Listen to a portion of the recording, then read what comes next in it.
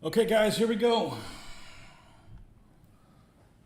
Another edition of Finish These Damn Huns. All right, let's pick up where we left off.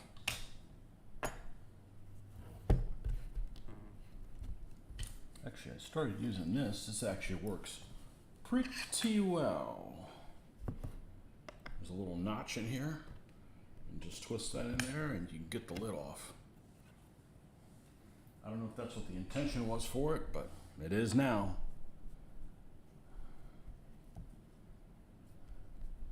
That's what we're going to use it for. All right. This fellow.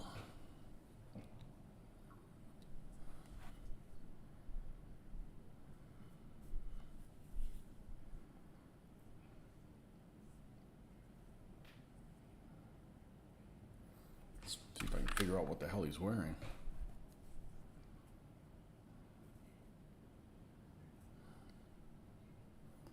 Like the shirt is different than the sleeve color. The sleeve's a different color. Weird. Almost like he's got a little vest, but it's not padded or anything. Wearing two shirts. I bet they're both 30. He is a Hun.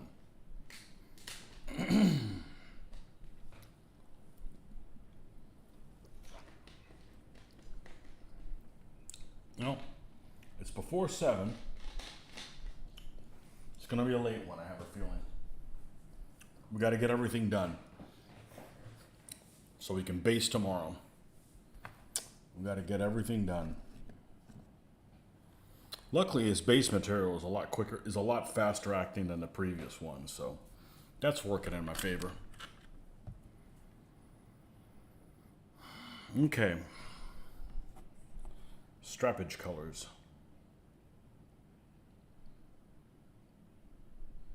Let's use a light color for this one. Let's use a light color for this one. And use these. It's got these little like tabs on the bottom of here, and they catch on the edge of this. All right.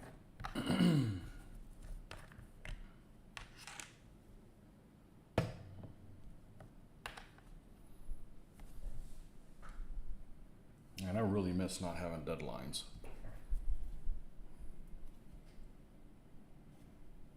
Because right now, I just want to be done with these guys. Be done with them, and I don't even care about playing them. I just want to be, I want to be free.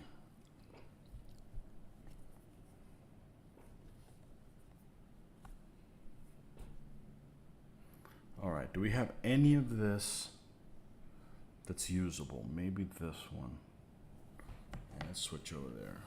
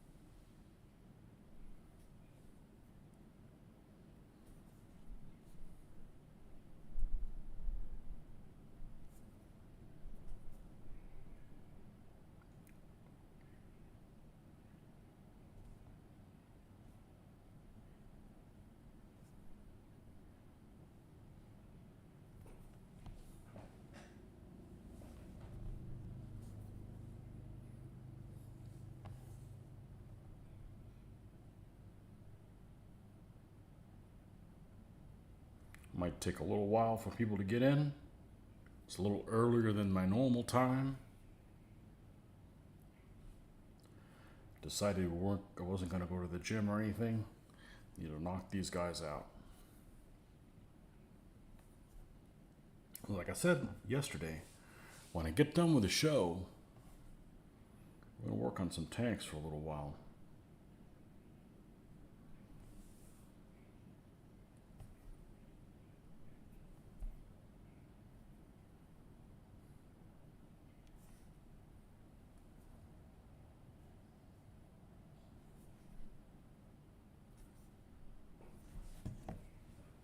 That's what I feel like doing.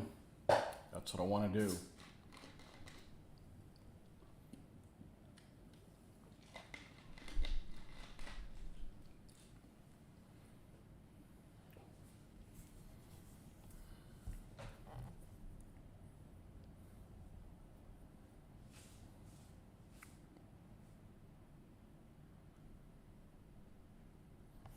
I got lots of display case space now.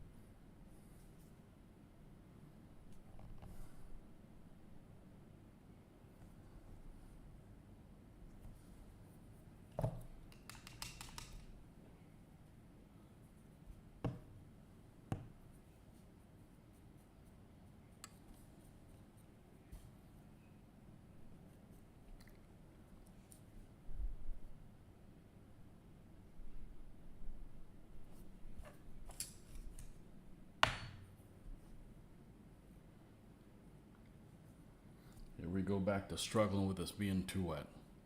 I don't know what it is. That never used to happen to me, ever.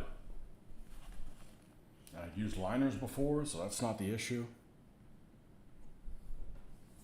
Just stays wet too long.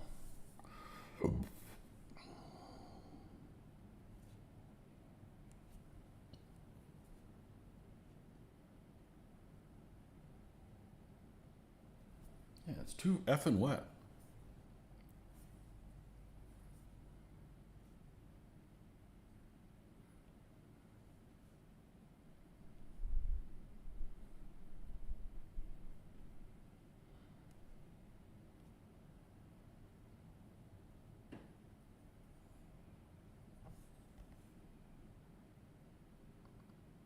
Well, what time is it? We'll give this to about 7 o'clock to get rolling. If not, I'll go put something else in the background. I gotta stay entertained, or I'm gonna go find something else to do.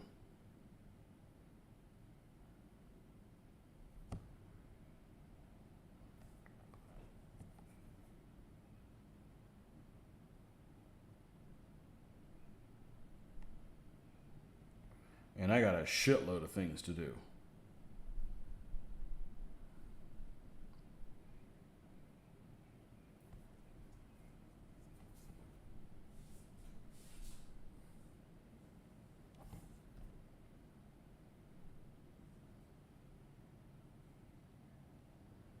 Okay, we're gonna have to put a little brass on there. Let's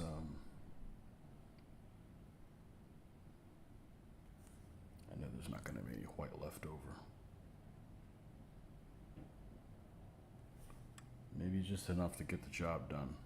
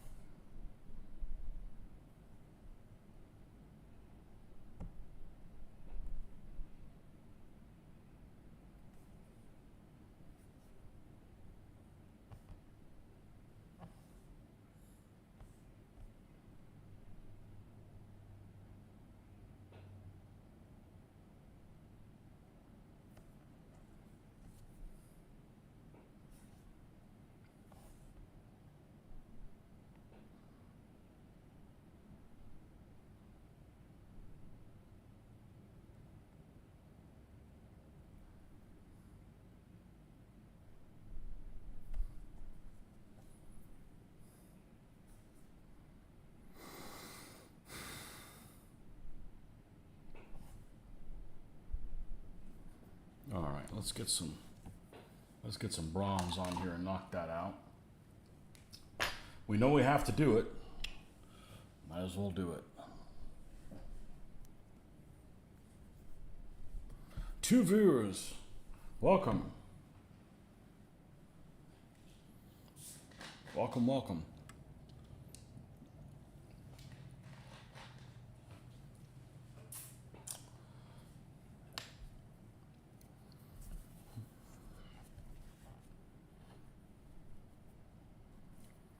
Oh, it only works if I pull the paint out. I'm tired.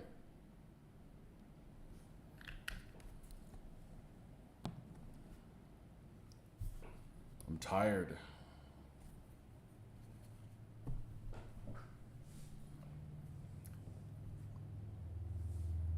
We'll see. Hopefully it's just as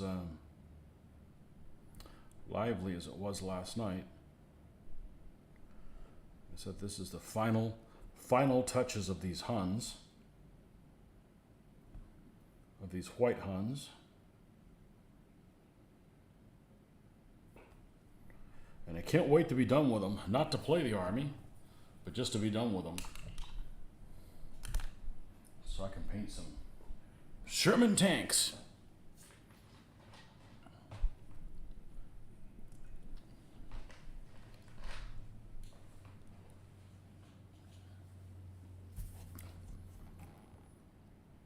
All right, we're going to have to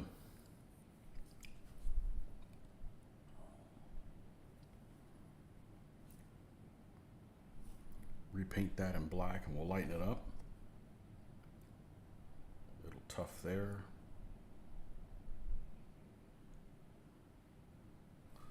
A little tough there.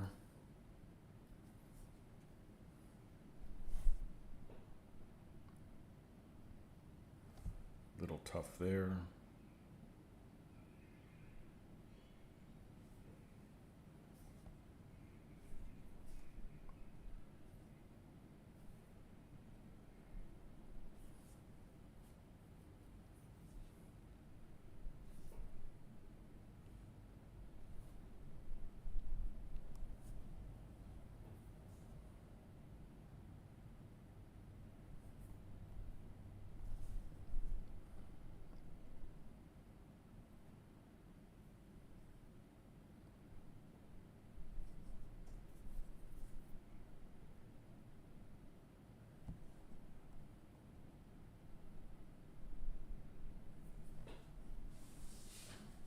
All right, the other dominant thing that's on this guy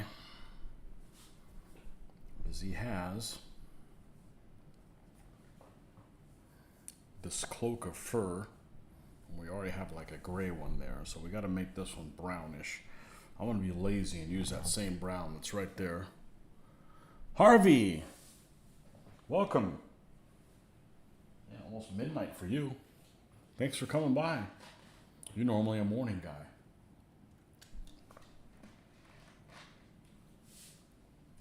The last figure and a half of these, the white Huns.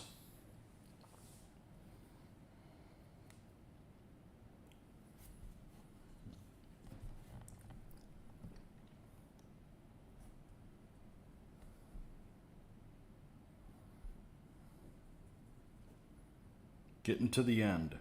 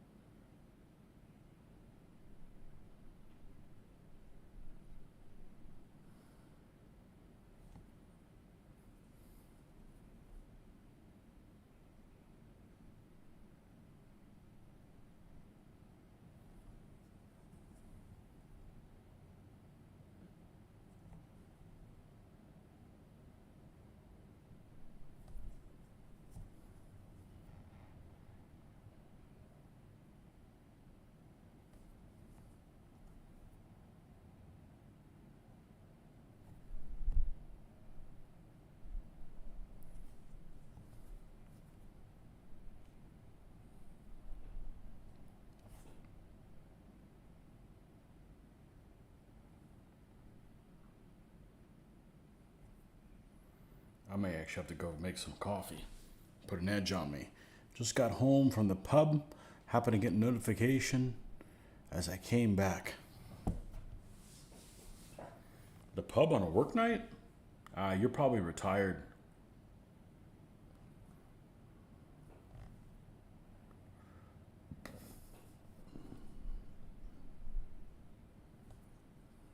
Le pub.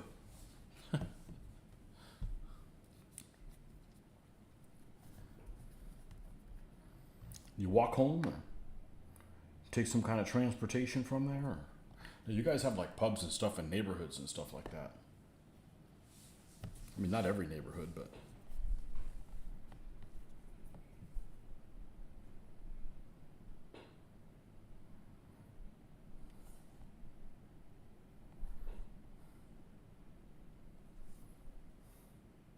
I like pubs and bars and stuff like that, but I just don't like the people that are there all the time at them.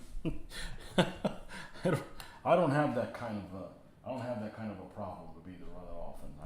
Now, if they served caffeine, if it was a caffeine place, yeah, it's my drug of choice, even though I'm caffeine free. I'm gonna go do that. I'm gonna go put some coffee on that. I'll be right back.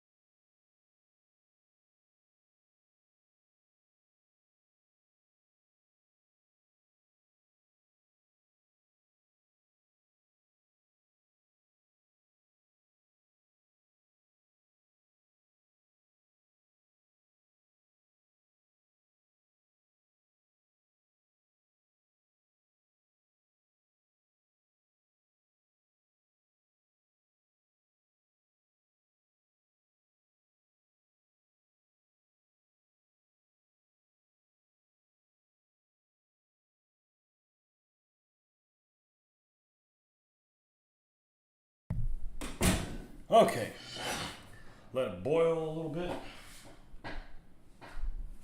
We gotta get some caffeine in us. Noble Shield. Exactly, every night is a weekend. Yes, local estate pub within walking distance. You don't have to worry about Jack the Ripper or anything, do you? On the way home? Field of Glory just released their 3.1 as a free download. I just got to find somebody to play it with. It was all the rage around 2000 and, let's see, 2009? Yeah, 2009, 2010. It was all the rage back then. Like 3 years later, they didn't run it, and nobody was playing it at Historicon.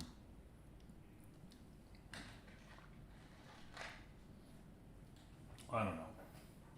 You gotta play what you want.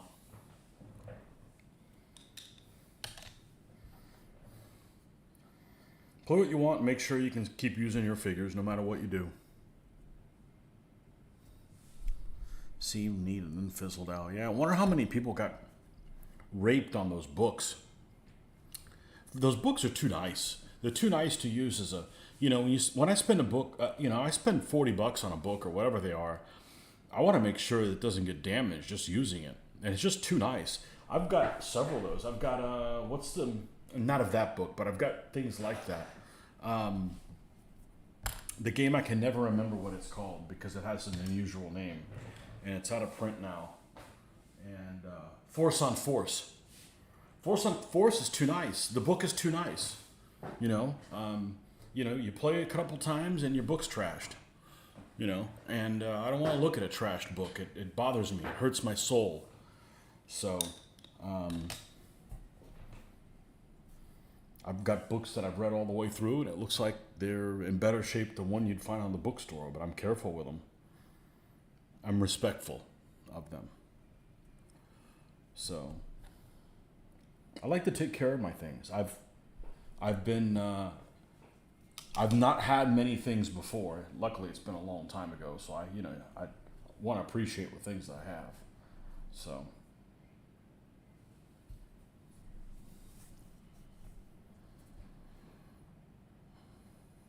I think that a lot of games, though, the problem they have is they don't have a good, do this first, and then do this, and then do this, and then do that. They just have all this stuff strewn about, and you have to try to figure out how all pieces go together, and you're going to get it wrong, and it's really unsatisfying to play a game wrong, at least for me.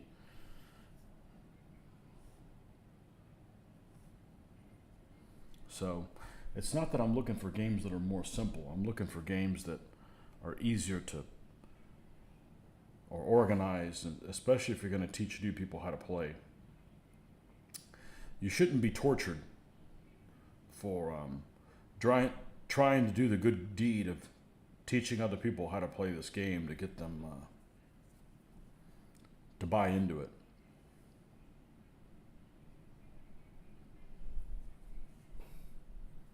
Like Barkeries, yeah. And I'm not a fan of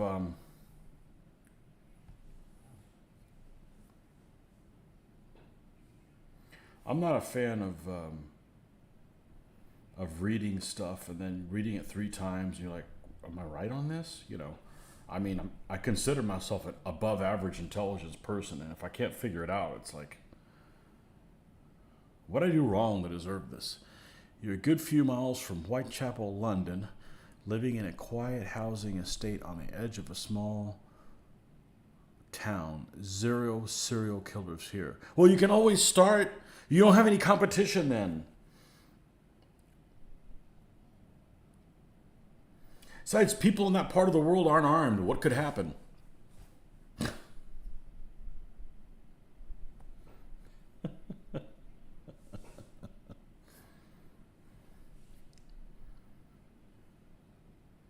How to be a serial killer.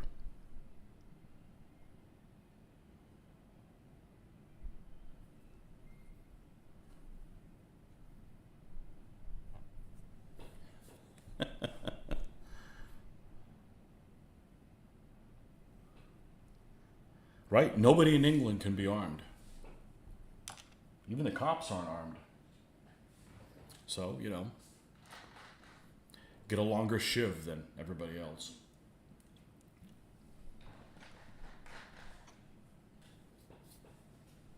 I'm kidding, of course.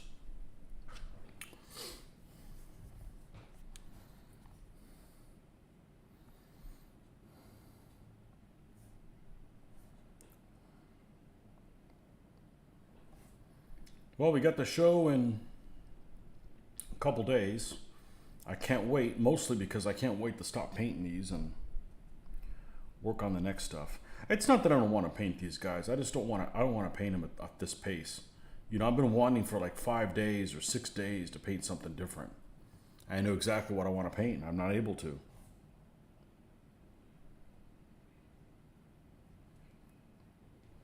So, just want to make sure when I come back to this, I don't have to. This contingent of Huns is complete. Okay, I think that should be just fine. I'm gonna go check on the water that was boiling and then put a 4-minute timer. I'll be right back.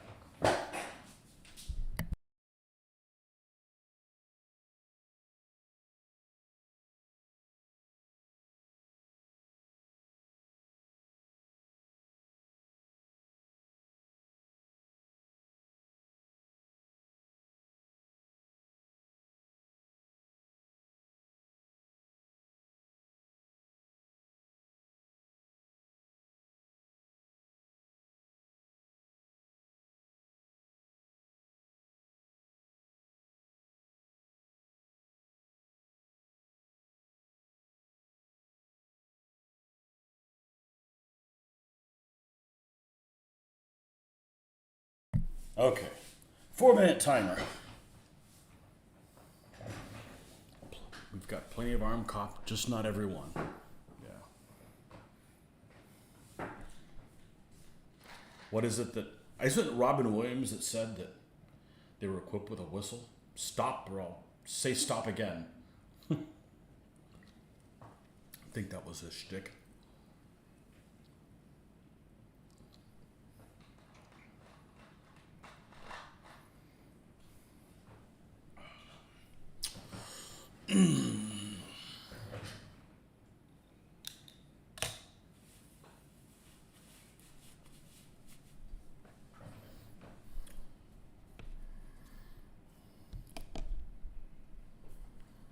All right, let's see what we can get done before the ding goes off. The alarm goes off. There's not much left to do on him, and then I've got one more guy to do, and that's it. Actually, this morning I cheated. I knew that I wasn't gonna be able to make any significant progress on him. So I'm like, you know what? I'm gonna start working on something so there's no way I'll be able to finish the army without him. And you know what that is? It's my camp. I got 2 cute little camels. 2 hump. So, you know, I still got to do the baggage parts of them and the tarp that's on them. But other than that, the little happy little faces are there. They're a spitting image of each other. So these are actually really nice castings. They're Roundway, one of my favorite manufacturers. And the guy that kind of took over that business, Mr. Roberts, he was having health issues before the pandemic. And now I'm afraid he's just MIA. I hope he's doing okay. But I love Roundway figures. But, anywho, pants? Let's give this guy some blue pants. Right? Yeah, none of these other guys have blue pants. Blue pants it is.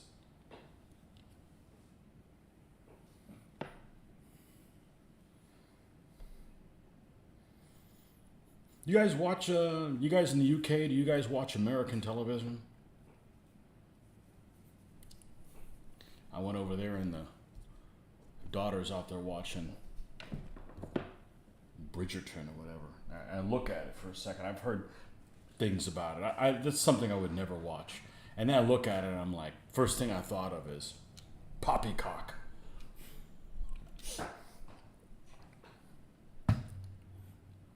I don't like alternative history things. I think real history is interesting enough. There's enough shit we don't know about. You don't have to tinker with a story. Yeah, this one should work okay. French Mirage Blue. Well, we're not going to be painting any Mirages.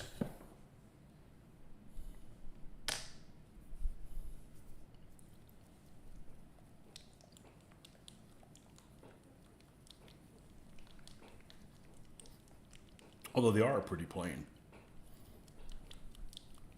Or used to be. I guess they don't use that either. What, does everybody use the Eurofighter or F-35s or... That's why I don't like modern. Everybody should have their own stuff.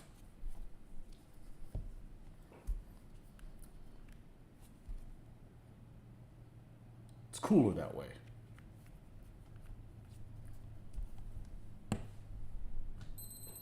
Oh, just gonna blow. All right, be right back.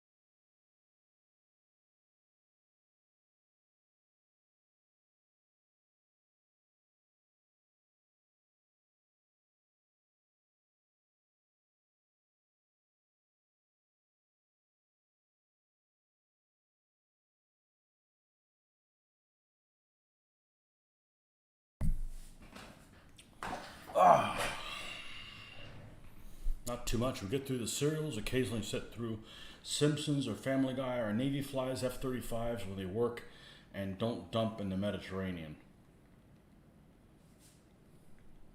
You guys should make your own planes. And it's not that I don't want them flying American planes. It's like, you guys aren't retarded. You know how to make planes. What happened? You guys made one of the best fighter planes in the whole world. Most prettiest fighter plane in the whole world, too. If you don't know what that is, I'm not telling you. You should know.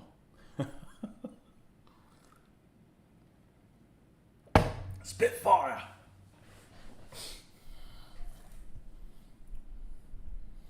I don't know.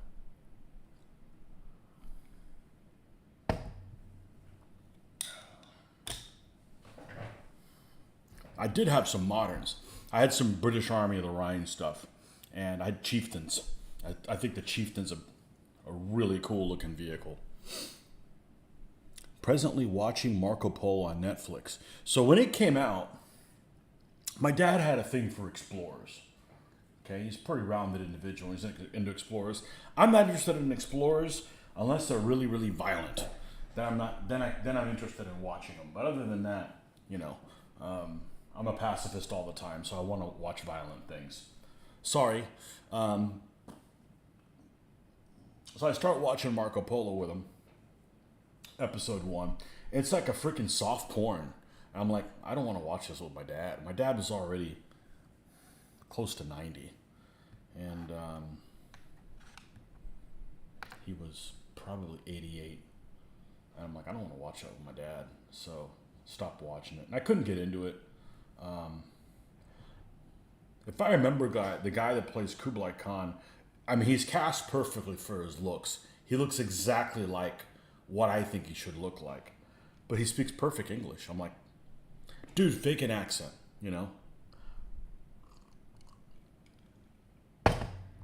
I don't understand how actors get away with not doing an accent.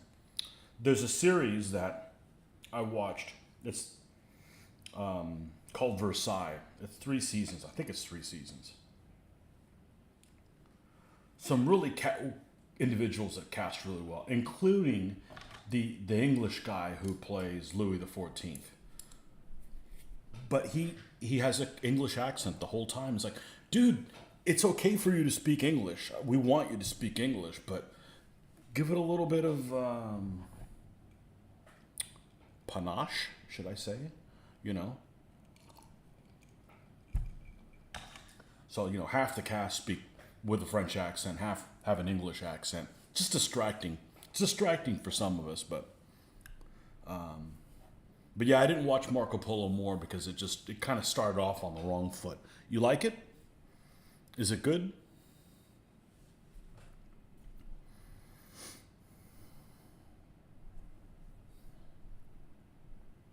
That where the Venetians would sell their mother for a penny?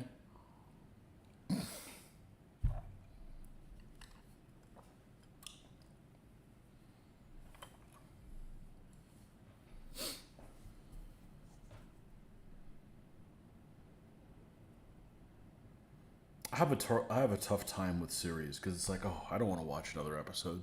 Oh, but they left me hanging. And I've tried twice now to watch the Nazi one. What's the Nazi one? King in the High Castle. Man in the High Castle. If they had done it in like 1949, maybe 1950, but it's 1962. Yeah, no. I haven't even finished one episode of it. So I'm just gonna give up. There's been watching World War II TV. It's a YouTube channel. Pretty cool. Pretty in-depth stuff for. I wouldn't call it casual viewers. I think you've got to be a bit of a World War II aficionado to really appreciate what they're talking about most of the time, or have a passing interest of the details that they're going into. Marco Polo working for you so far, okay? Yeah, that guy looks exactly like Kublai Khan. Exactly like Kublai Khan. Perfect cast look-wise.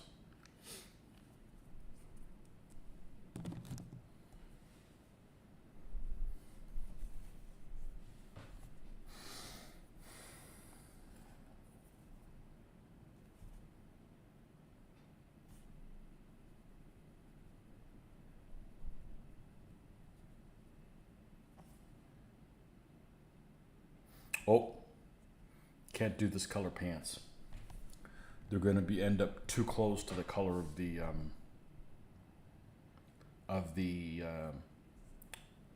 fur that he's on.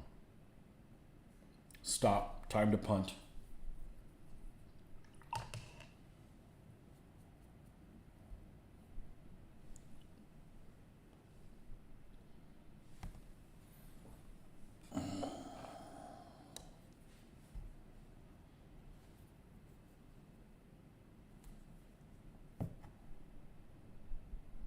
Okay, we're going to do the shirt in this color. The pants. Let's do them in a... Where are my browns at?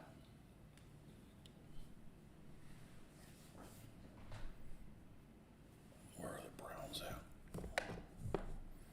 I wish I could watch television and do stuff like this, but I just can't.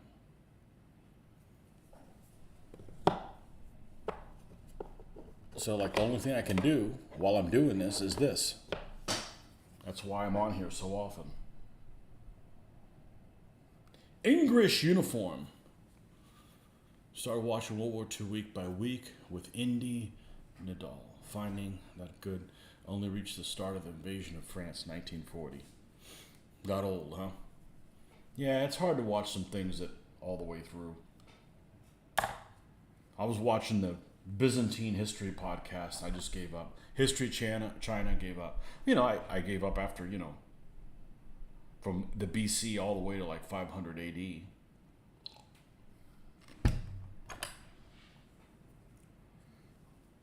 We just have too many choices. I think this uniform's dead. Nope, there's a little bit left.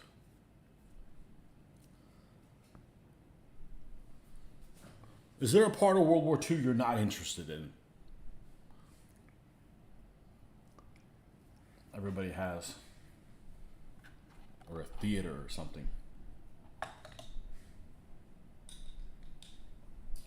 I generally don't care much for the stuff the U.S. is involved in, generally. I'm already American, and being able to play other nations is kind of my little role play thing. Generally speaking.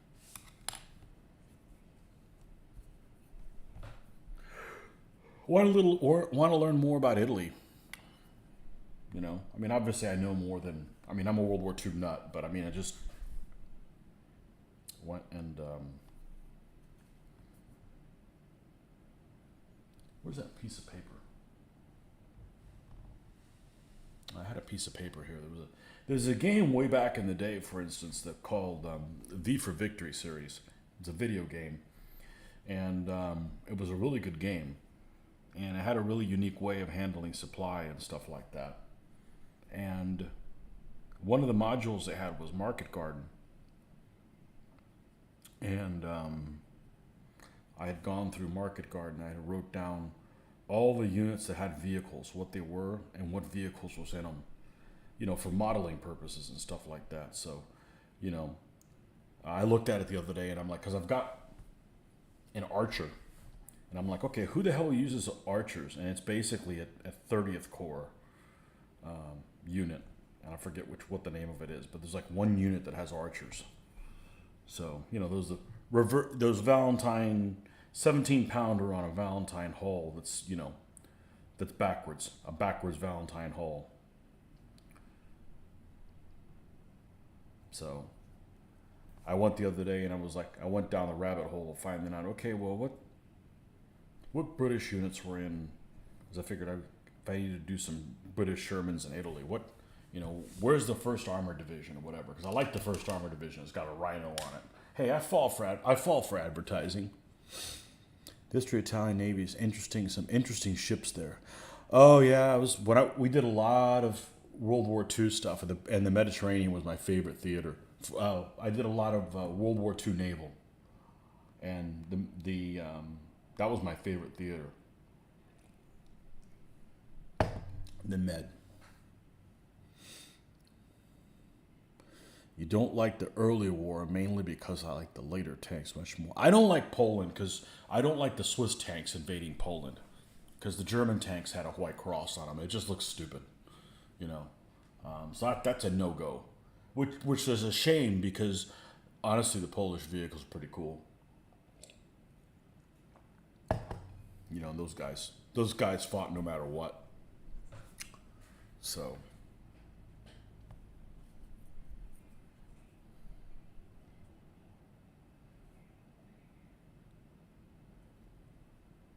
The problem with the early war is you got to play a game that simulates the advantages the Germans had, because on paper their stuff sucks. You know, it's not the worst, but it's certainly, you know, it's down there. As far as armor, weapons, that kind of stuff, it's not very good. But, you know, you've got to play stuff that involves, you know, why is a Panzer III outclass everything else? One of these. A 3F. Actually, it would have been a 3E in France. I don't think they had any Fs in France yet. 37 millimeter gun. Why? So it's got a 3-man turret, and they all have radios and all communicate with each other, and plus a bunch of other things. So if you're playing a game that has, like, you know, like let's say you're playing Command Decision. And in Command Decision, the French tanks are pretty badass, because the French tanks have good armor. It takes something, not even a Char B, but just an S-35. S-35 has a 47 millimeter gun. It's better than any gun on any of the German tanks, easily, anti-tank wise. You know, but it has a 1-man turret. You know, so the guy's the commander, he's the loader, and he's the gunner. So yeah, it's not very effective that way.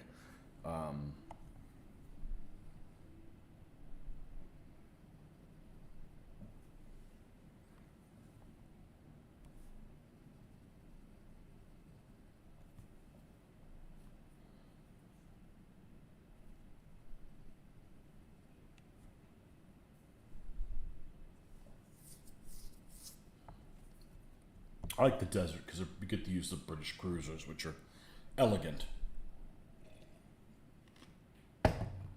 Hey, I'm a modeler. I'm going to paint stuff. I want stuff that looks good. You know?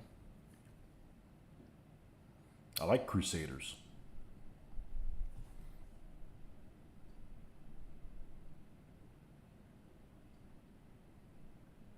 And Matildas are just unfair.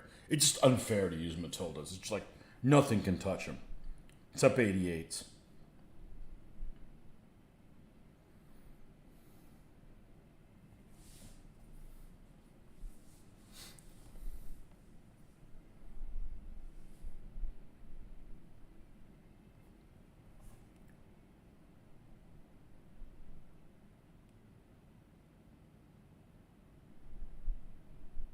As a matter of fact, today I looked up how fire passed. I remember as a kid reading about it. And I'm like, okay, I know exactly where it is. But I wanted to find out what the story was behind it and when it was a threat and everything. So it was from mid 41 until early 42 when it got, overrun. But I read something about that. Hellfire Pass.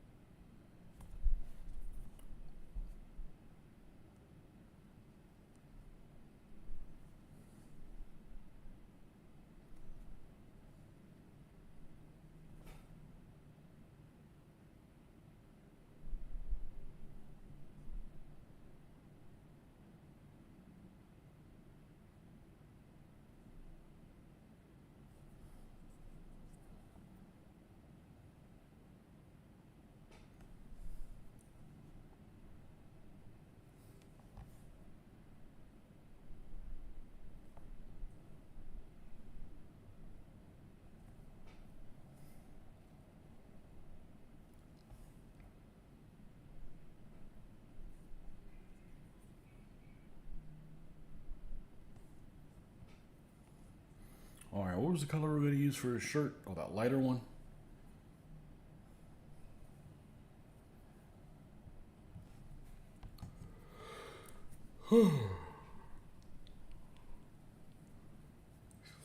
Yeah, the Pacific just never interested me.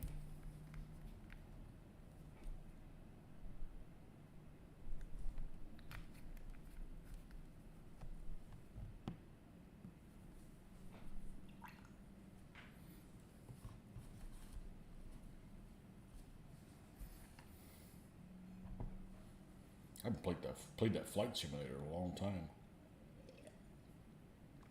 Got a flight simulator for the Oculus or whatever. Man, if you get motion sickness, you're screwed.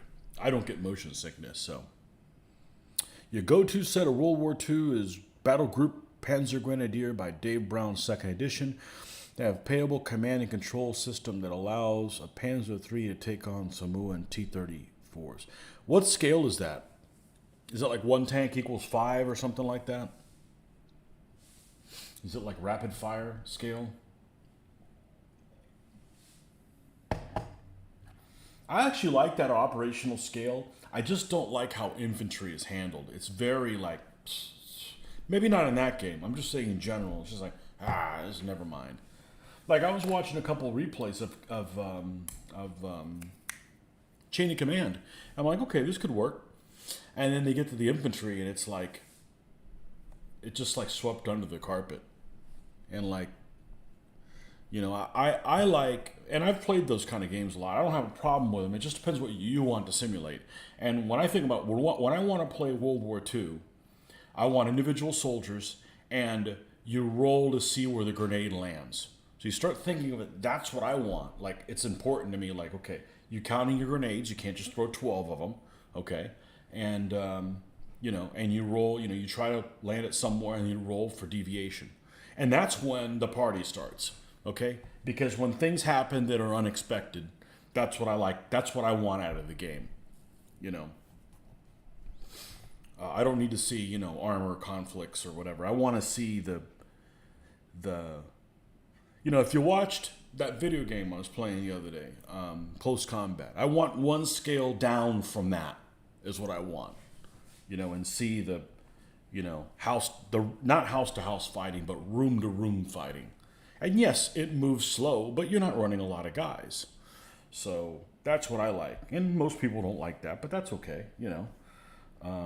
I just have a ton of vehicles for, you know, different scenarios. And of course, vehicles are fun, and I've had them for 30 years, or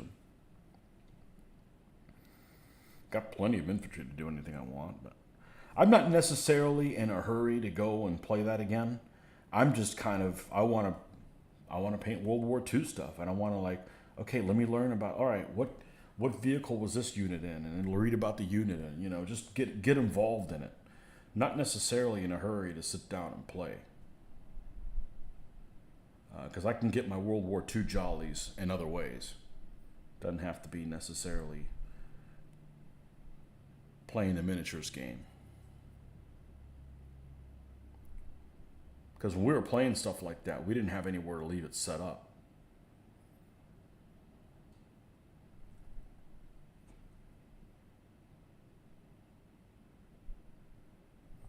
But I am a World War II guy. that's really my calling. More than this ancients and this other stuff. This is just cool because it was almost like an empty. There's so many things I didn't know, and I'm still. I mean, I took all in college. I took history and as electives, so it's not like I was clueless. I was just wasn't, you know, I wasn't a fluent in war gamer stuff for ancients and medieval stuff. So it was like getting to learn all this cool stuff, you know. Dave Brown's later sets are too complicated for me. The Peter Pig rules work too. If you can cope with a square grid battlefield. Yeah, I wouldn't be able to do it with that. Battle Group Panzer Grenadier. Is that like the Battle Group Kursk? Battle Group, what else do they have? I think they got a Normandy or something like that.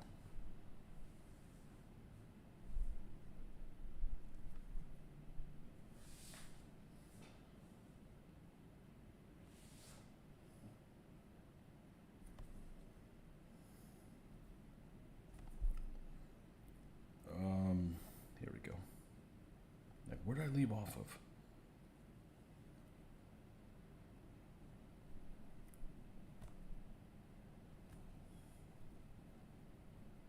The thing about World War II rules, though, it's even more split up than Ancients. You know, some people want to play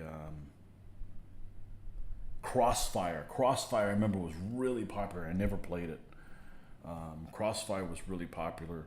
There's just all kinds of different scales and mentalities and abstractions. I don't want to play. I'm tired of playing games that are abstract. I really am. I'm a nuts and bolts guy, you know.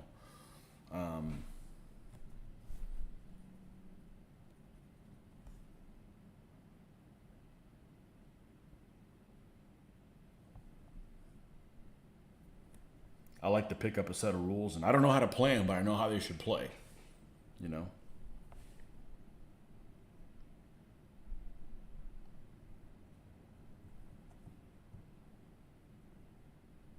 Like, I hadn't played close combat in 20 years. I still remember how to play. Okay, these guys go here, these guys defend here, enfilade fire here, you know, that kind of stuff. It's just, I know exactly what I need to do to win. I just need to do it at the right time, you know.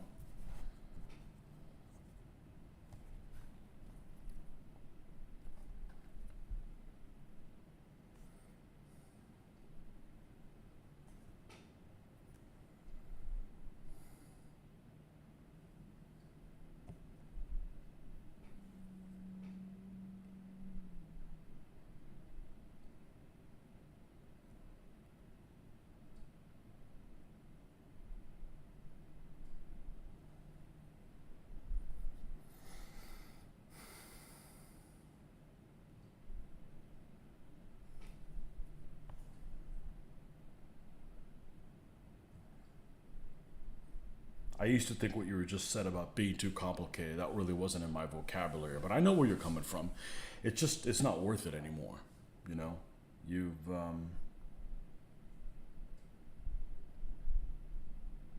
It just isn't worth it. No, the name is pretty crap, but the rules are cute. Each commander has to activate to act offensively, but all units can fire defensively. Also, the rules force you to make lots of decisions. Okay, well, that's cool.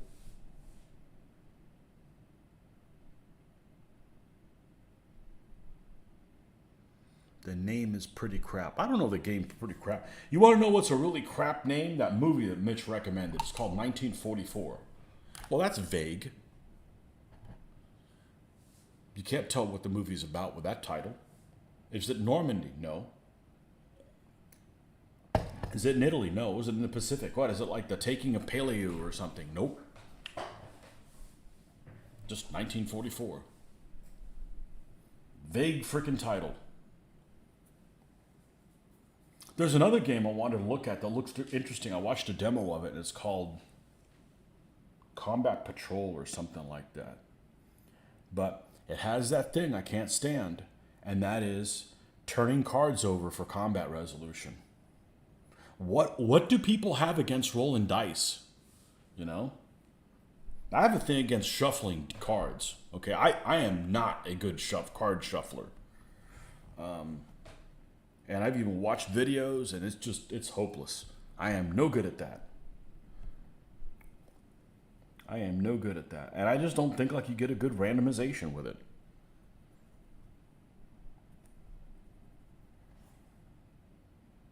And that's why that's the main reason I didn't like that board game called Combat Commander.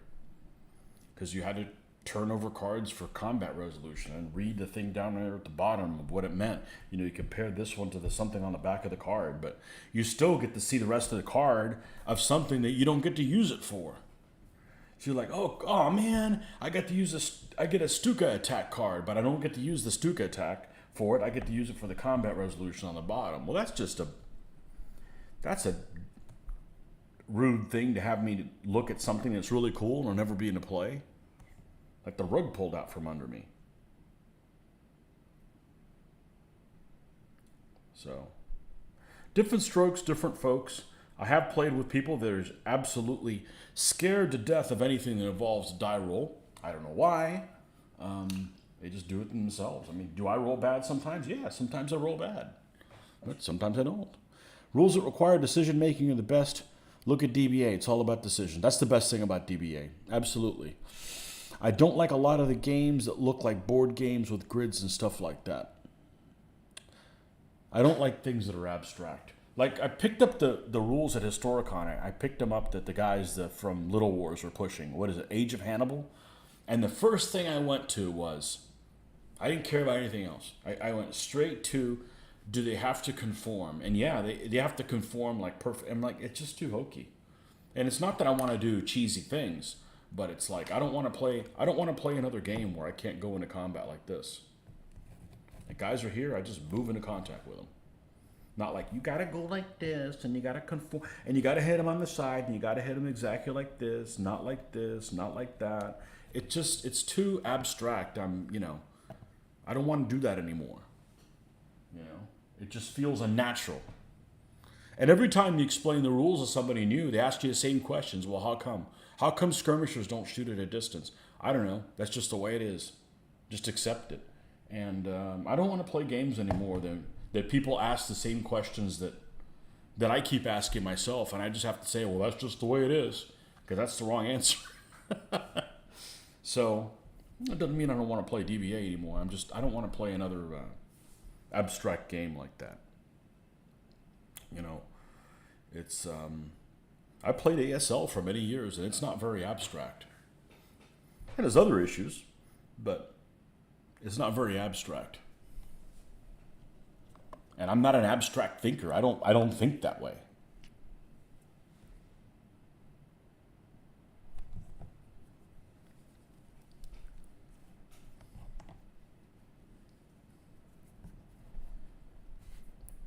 So, anyhow,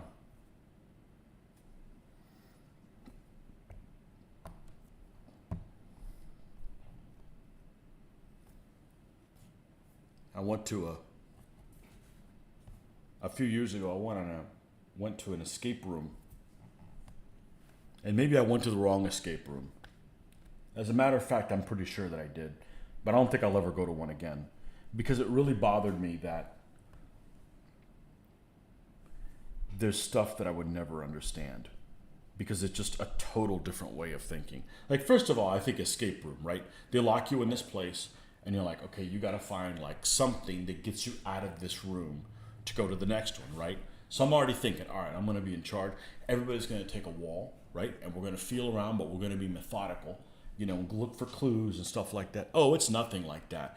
It's something in a corner that's, you know, these letters, and it's the third letter from the bottom one, but it's a 3, so you actually need to look for 3 different things, and it's the third one, and it's like, and after the, you know, we like failed miserably, and it wasn't that type of, like, they didn't even lock you in anywhere. You could have just left at any moment. Like, what's the freaking point in that? But anyhow, it wasn't what I expected it to be. But it was the kind of thinking that I'm not born with, and I don't want to think that way. It's just very abstract and shit like that.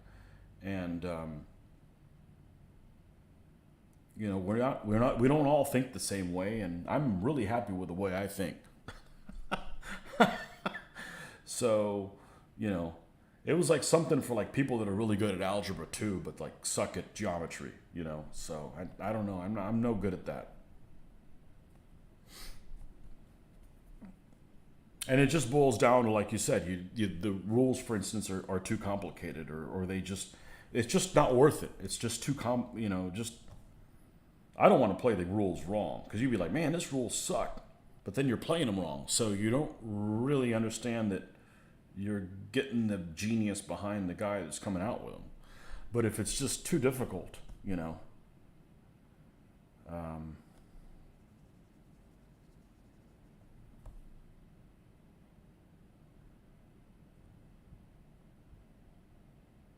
like painting, okay?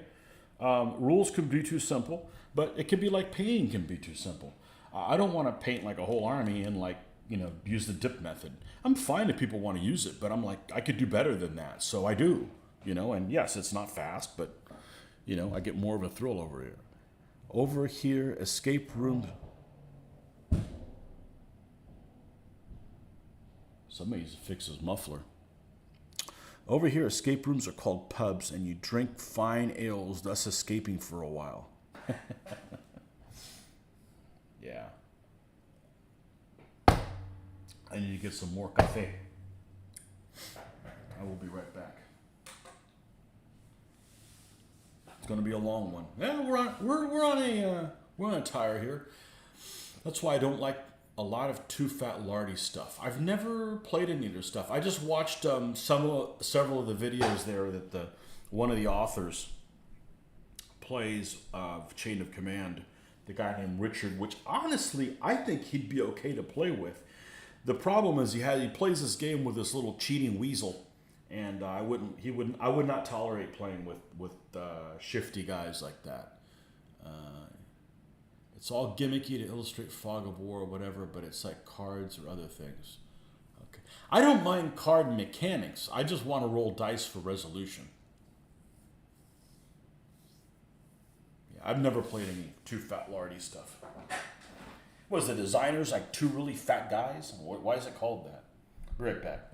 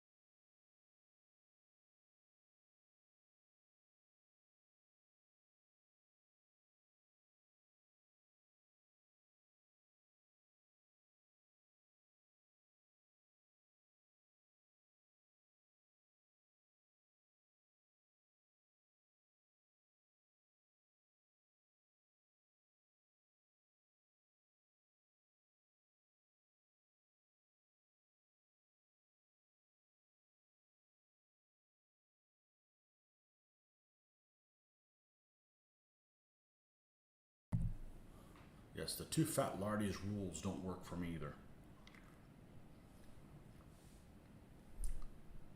I thought Chain of Command was okay. I don't know about playing a World War II game with a D6 though. I'm a percentile guy at heart. So going back to that is definitely looking forward to doing that. And honestly, I'm probably going to end up solo playing it. If I play it at all, I'll probably solo play it. We can film it. I don't think anybody's going to have the patience for it. I just want to play a World War II game that plays it, and that's what I like about wargaming now. I think in the last year I've experienced, I like a good narrative. I wanted to, paint a picture that's detailed enough that really cool stuff happens. It doesn't matter if the stuff that happens to you is horrible for your forces. It creates a really cool picture. I am just being overwhelmed with different colors here. I gotta put my glasses on to. Man, I miss the days when I just painted in 20/20 vision, or corrected 20/20 vision. I've always worn contacts. I still do. I can't see any. I can't paint in contacts with this. So.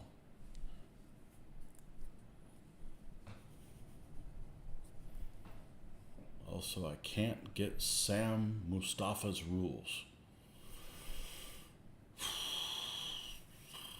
The guy is really like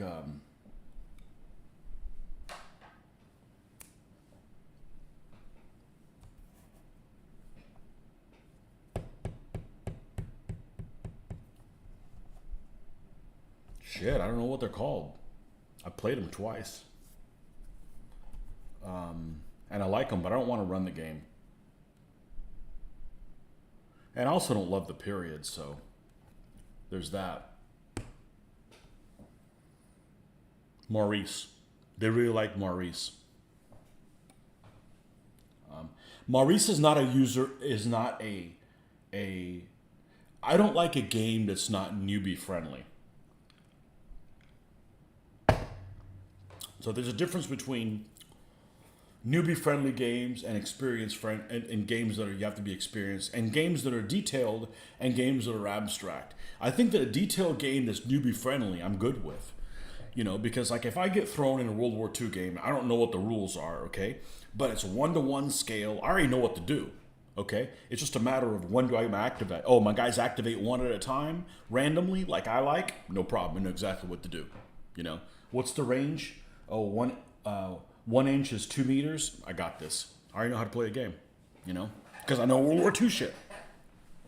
But if you're playing something abstract, like for instance, if you play board games, one of the types of games that are not newbie friendly are bidding games, because you don't understand, never playing the game before, you don't understand what the value of a bid is worth. Or like, okay, you want to bid, this is worth a certain amount to you, but it might be at a certain different part of the game, it might be worth less, or this is not the time you bid for it, or don't bid after the third sequence of something. Those things aren't newbie friendly. So if you teach somebody how to play the game, figuring your experience, you're probably going to whoop their ass. And then they're probably not going to want to play the game again, because unless you're just teaching the game or something like that. So, like for instance, Maurice was pretty cool. We were all learning how to play the game at once. I played the game twice. I haven't played it in like 8 months. I guarantee when I go back to play the game, it'll be like I've never played the game before. Because it just has kind of this learning curve that it involves timing and hand management, and some things are worth, it does make it that every game is different, but I think I like things that are less abstract and more newbie friendly. I don't think DBA is very newbie friendly at all, because it's so abstract.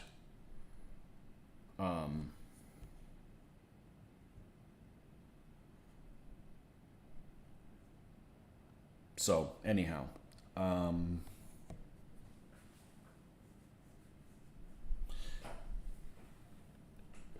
it is really frustrating to get, teach somebody how to play a certain game, and for whatever reason they get frustrated, and they never play again, and I waste my time teaching the game to somebody who's never going to play again. And that's not very egotistical, because I do have a limited amount of time. I've taught lots of people how to play this game, and I've had some great games with them, but it's kind of a vested interest. If you're willing to learn, I'm willing to teach you, and I'm going to teach you everything I know because I want a challenge. I'm not one of those people like, oh, I'm going to keep this from them so I could pull it out on them later and get a win. I don't need a win that badly. I just want to have a good time. So not everybody has that same attitude. I know for a fact there's other people that do not have that same attitude.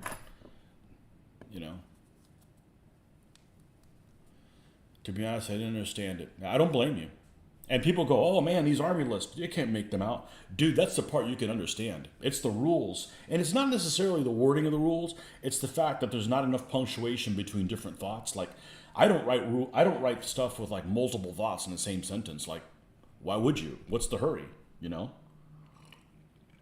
It's just a period. And, it's not necessarily the wording. It's how abstract they are, and sometimes you have to hunt something down. But one of the best things you can do is play the game a few times with somebody that knows how to play it, and then you need to get somebody else to play the game, and you got to be the teacher, and that's when you really learn, because then you got to look for stuff. So found one of your videos where the game was slow and a learning game. Yeah, and I love to talk about in videos what I'm going to do and why. You're giving your plan away to your enemy. I don't give a shit. I don't have a plan. I'm making it up as I go. I don't have a strategy. I have tactics. I'm a tactics guy. You have too much of a strategy. You're counting on rolling, a certain amount for something to go together. You do all this extra planning. You need to be fluid and be able to be flexible. So, I am not a fan of, here's a good example. A game I absolutely hate that many people are familiar with. Rise and Decline of the Third Reich by Avalon Hill. I absolutely hate that game. It is ugly to look at. It has units that are core size, so it's not like I can read about the history of them. Because if you're playing a game that has First Armor Division or something, you can go and read about them and okay, those guys have that symbol and all that kind of stuff. A core detaches and retaches guys. They don't have any core unit symbols, that kind of stuff. Well, they're not even labeled on that. They're ugly colors. It's an abstract game, and it's very the whole game is about going twice in a row and double whamming somebody, but you can only do that if you know when to do it and plan accordingly. It's just not a very newbie-friendly game, and it takes forever. It's the numbers I have trouble with. The numbers of what? The factors of things? I have that memorized for game one. It's the conforming I have trouble with.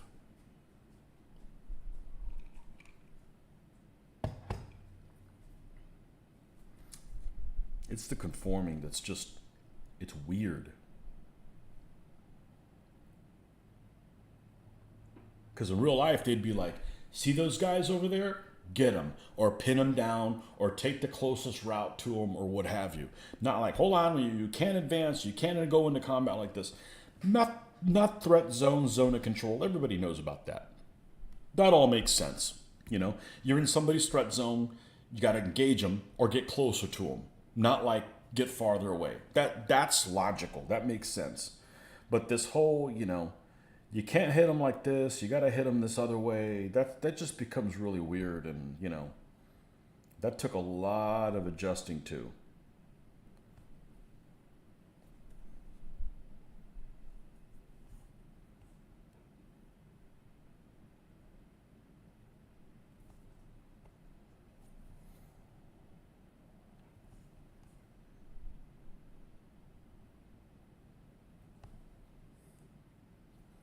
But in my opinion, there's nothing out there that's better than it at this time.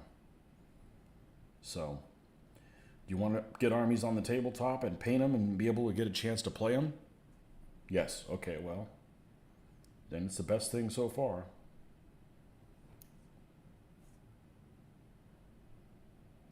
I don't want to spend 3 years building one army. Memory and strengths of units versus other units. Who can support who? The strangest thing is the rock paper scissors aspect of it. Like, okay, this guy's a 4 and the other guy's a 2. Well, that's easy to remember. Oh yeah, well, sometimes the 2's actually better than the 4. What do you mean? Well, this guy can kill, this one has to double it to do anything, but this one, as long as it just outscores it, it destroys it outright, but it has the lower number. You know, it's just a weird way of thinking when I started playing a game. Just a weird way of thinking.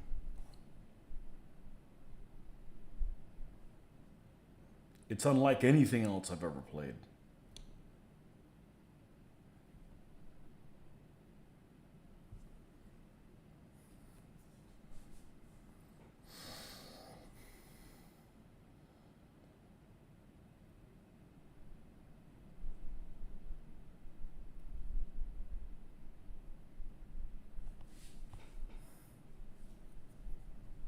And it's definitely the hardest game I've ever had to try to learn. Easily. It's not even close. You know, there's harder games. There just weren't games I tried to learn. You know, it's much harder than Advanced Squad Leader, I think.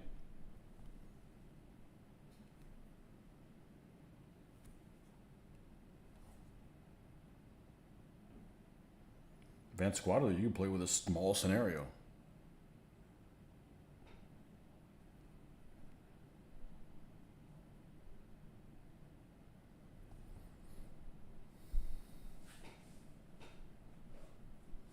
You thought it was kind of like Stratego. I can never remember how Stratego is, but I guess Stratego is that way.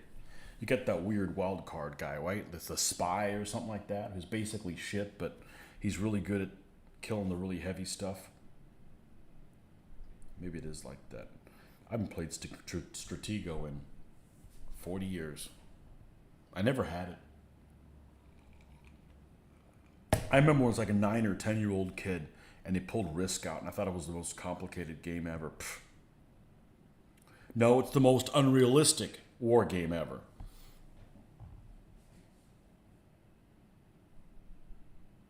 No more charge on the phone. Oh, you got to leave that thing plugged in. Speaking of which, let me make sure mine is, because last night my camera almost died. I was down to 37% and it was plugged in the whole time. Uh-oh. What's this?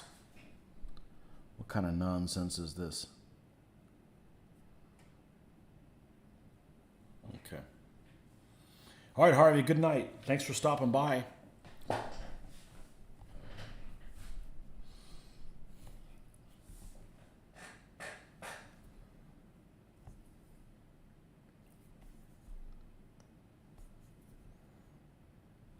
Stratego.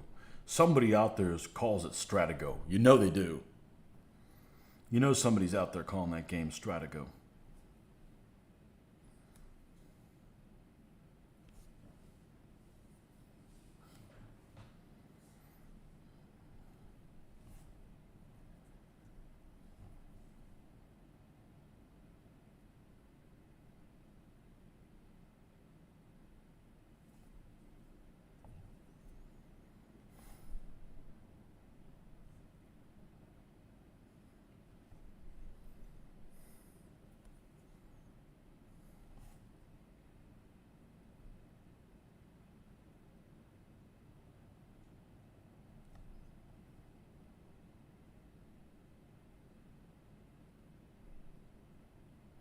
Honestly, I built this army for scenarios, not necessarily for, regular play. So I don't know if I'm going to play them this weekend. I just know that I need to get them done, because when I come back from the show, I'm going to want to work on Shermans. Shermans and Panzers.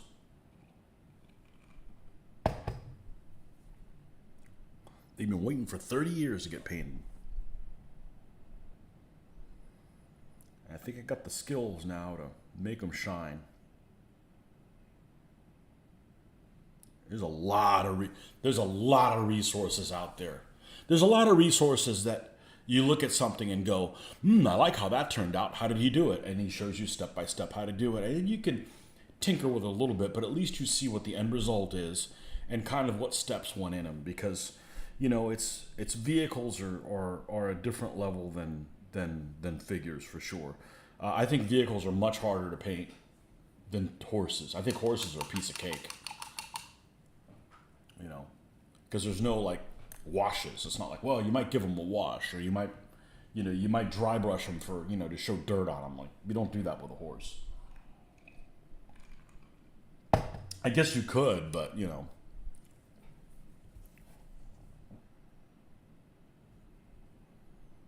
All right, next level up.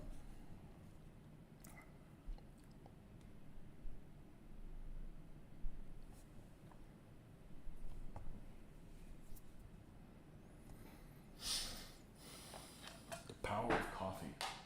Yeah.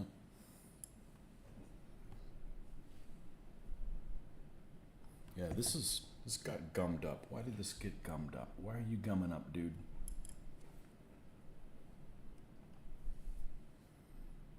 There we go.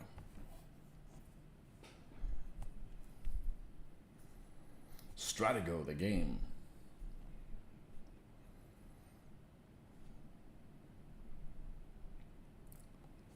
Is there any game you played you're like, never ever am I going to play this again? I would rather go to work than play this again. I'm sure everybody has a list.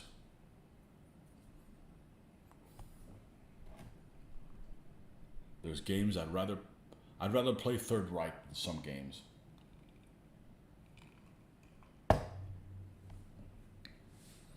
All you need with Third Reich would be like a great game on the computer, right?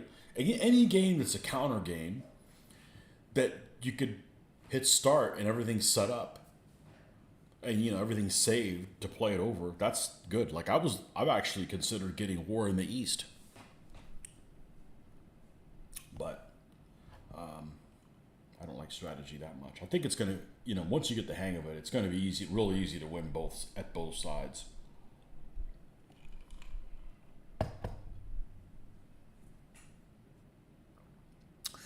You'd think it was called Dark Tower. That a big loser game? Or a game that doesn't appeal to you?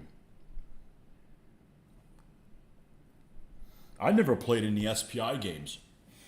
They were too early. You know, I didn't start gaming until like 85, 86. And I was like, you know, 14, 15 years old.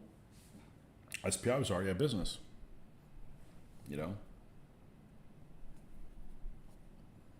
And honestly, I think most of the SPI games I've seen, they're very dull looking. Like the map looks very dull. The counters look very dull. It just doesn't, it's just not very appealing.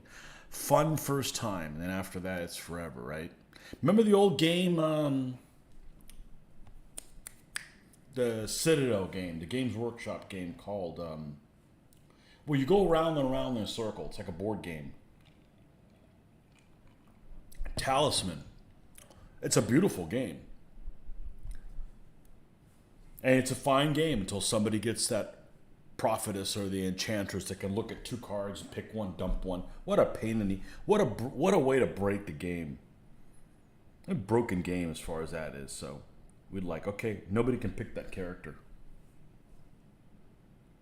I think it's the prophetess.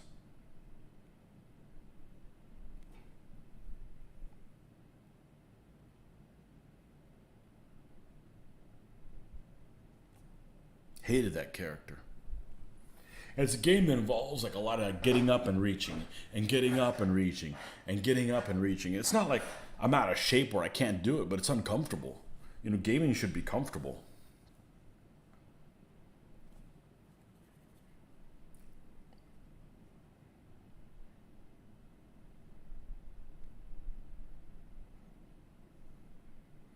Maybe some people just enjoy uncomfortable things. I don't mind going to the gym, right? But I would never go to one of those CrossFit things where you're like in a fucking garage. Like, all right, you're already sweating. Why am I paying you to go somewhere that's like freaking 90 freaking degrees? Like, I work in an environment that's like that. I'm certainly not going to do that for free.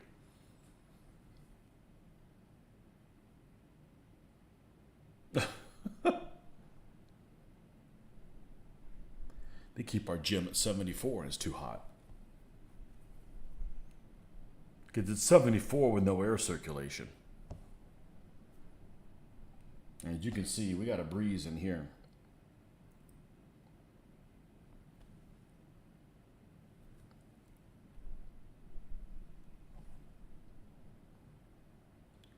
Dark Tower. Worst game I ever played. I gotta wait until whatchamacallit comes in. Because he's asshole buddies with him. Frank Chadwick. It's a Frank Chadwick game. I'd almost rather go to jail than play that game. The one I'm thinking of. I don't have a problem with Frank Chadwick games, just that one.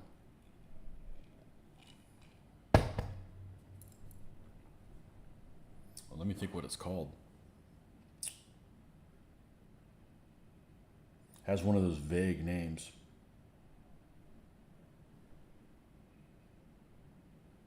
Soldier King. It's like some 1700s game, but it's fictitious land. 1700 games. Okay, we're good so far. It's in a fictitious land. First mark against it. Oh, that just happens to be a subdivided Switzerland, and I mean even looks like Switzerland. Another strike against it. It's point to point. That's okay, but it's like the colors in it suck. Okay, the counters suck, and the gameplay is extremely monotonous. No. I'd never play in that game again. I'd rather look at Catan for 10 years than play that game. And Catan is hard to look at.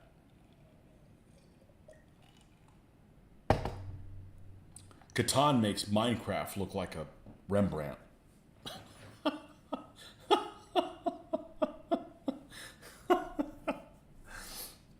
Oh, man.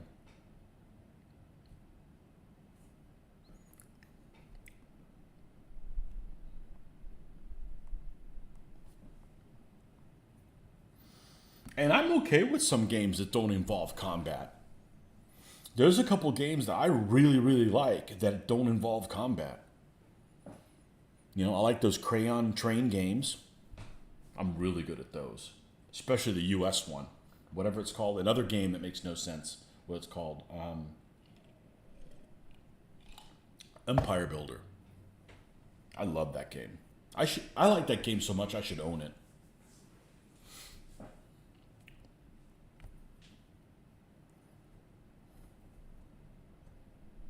You know, in a game that's good, like for me, I just want to feel like I really know and I'm in control of what I'm doing. I don't necessarily have to win. I just want to, like, you go through the process of playing the game and you feel like you're in control. Like you feel like you made all the right decisions.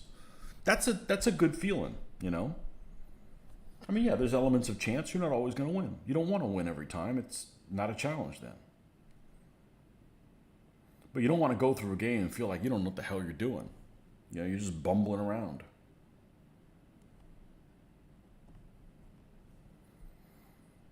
Like somebody, it's, you know, every time they go to put food in their mouth, they spill it on themselves. You know, you're just bumbling around.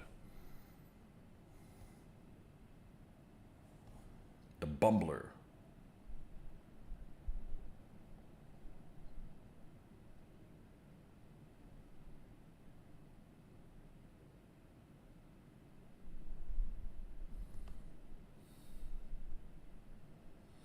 Did I ever try flat? I didn't.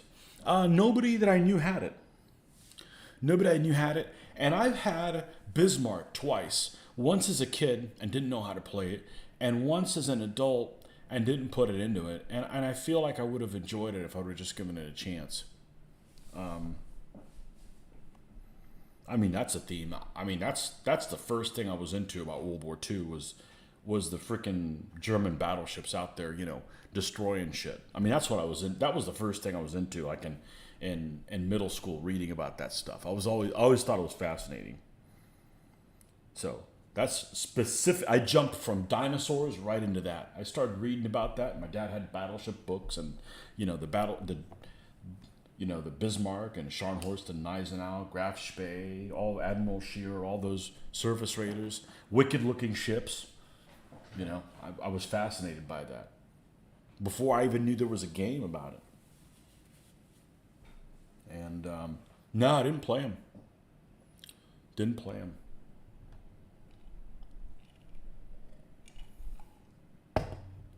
I'd love to. Just never played it. Never played Jutland. Never played. I played. Is it Tactics 2? Once. Whooped the person's ass. I knew how to play the game. I just,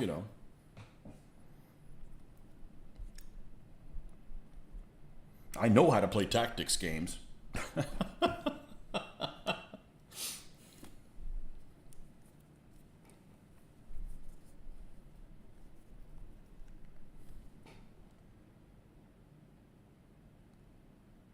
What other Avalon Hill games have I played?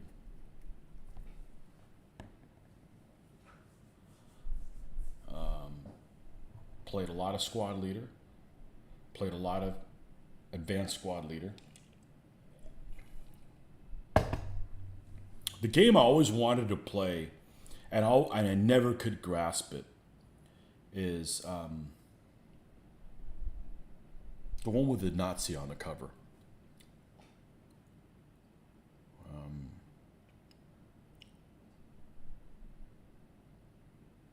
Up front. I just couldn't. I'm fine with the relative ranges. I actually think the relative range thing works really well.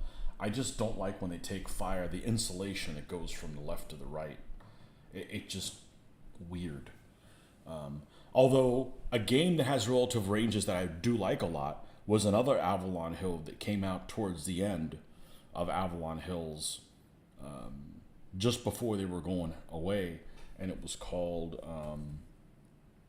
It was a submarine one. It was a modern submarine one, Attack Sub, and I thought it was really well done. Flat Top relied on honesty. If you moved your units on paper and then rolled dice to see if the enemy saw them.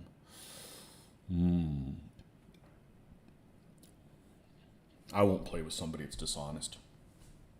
I would wish really bad things to happen to them. I think that's, I can't stand dishonest people.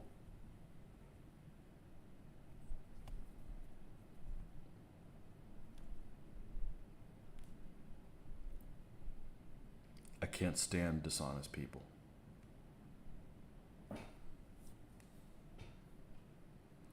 Nordic Maelstrom, good. I was just talking about you, hoping you'd come on. You know how you're asshole buddies with Frank Chadwick? I was just talking about a game games I would never play again in my life. And my top game I would never play in my life is one of Frank Chadwick's games. And it's not because of him, because, we've talked about him. I don't have a problem with him. It's a game, I think it's his game. I hope, I don't want to, you know what, I'm going to look up to make sure that, I'm going to make sure. I don't want to accuse him of something.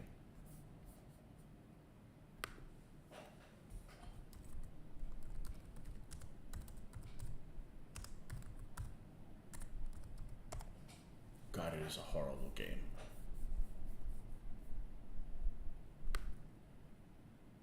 It is a Frank Chadwick game. Poor Frank. Poor Frank.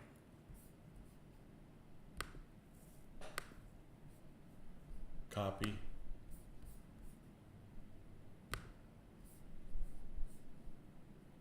Sign in to chat. Well, I don't need to sign in. I'm the freaking guy. All right, so why do I have to sign in? Won't let me. It's a game called Soldier King. And some guy brought to play it, and I'd rather go to jail than play it again. It's that bad. It's worse than anything I've ever played in my entire life. And you can look it up on Board Game Geek. I think I even did a review on it. I bet I did.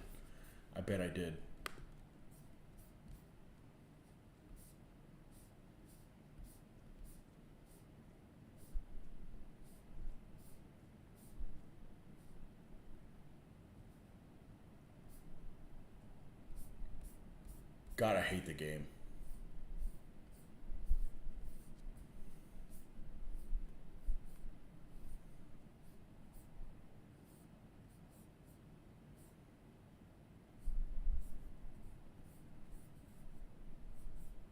It took forever to play. It's ugly to look at. It's a make-believe lands in Switzerland, so it's like not even. It just, it's just garbage. It's just absolutely garbage. The combat system makes you want to gnaw your arm off.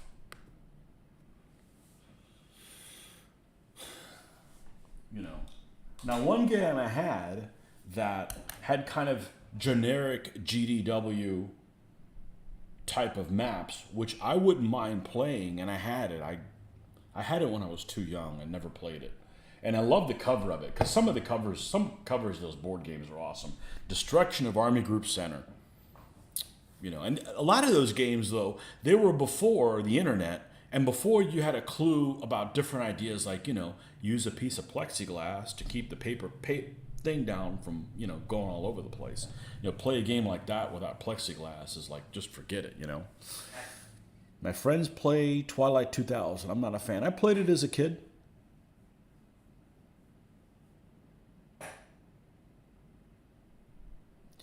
You kind of like the imagination ideas, but it's not for anyone. You don't learn any real history. That's the reason I'm against it. And the combat system was horrid. Absolutely horrid.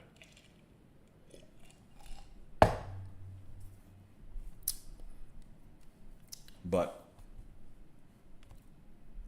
it's not command decision, let's put it that way. It ain't command decision.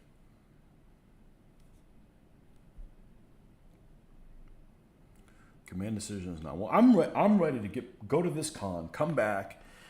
We can do some World War II vehicles.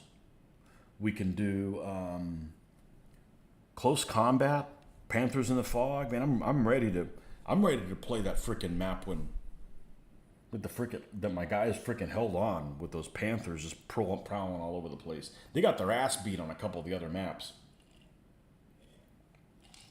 I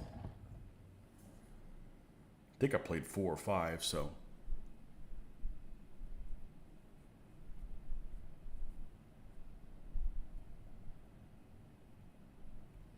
Few games are command decision. I bet, you know, if I was still into it, and I can only say command decision, second edition, and the first one. The second edition is better than the first one in every single way. And I think that if I still played it a lot, I actually like that scale of game, the 1 to 5 scale. What I would do to improve it would be put some kind of a mechanism in there that you couldn't do everything you wanted to with every unit. And give the infantry more detail. But I don't mind that scale of game. I think the scale of game is just fine. A 1 to 5 is pretty cool because it's, you know, it's you get enough different types of vehicles, you can do it. You're still using quite a few. I just think the infantry need to be a little bit more exciting to use.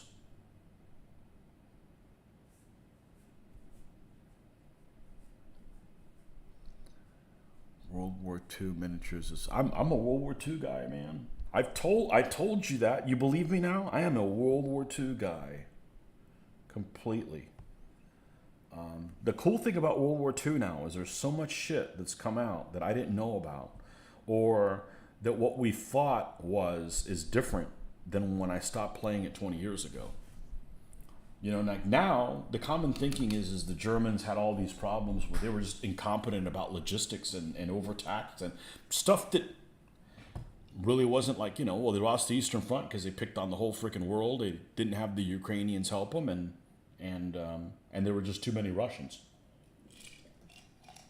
And it's more like, you know, their equipment broke down, they didn't have spare parts, and not enough oil, not enough fuel. You know, so it's okay to learn. I'm not like set like, oh, this has got to be this way. I'm interested in learning. You know.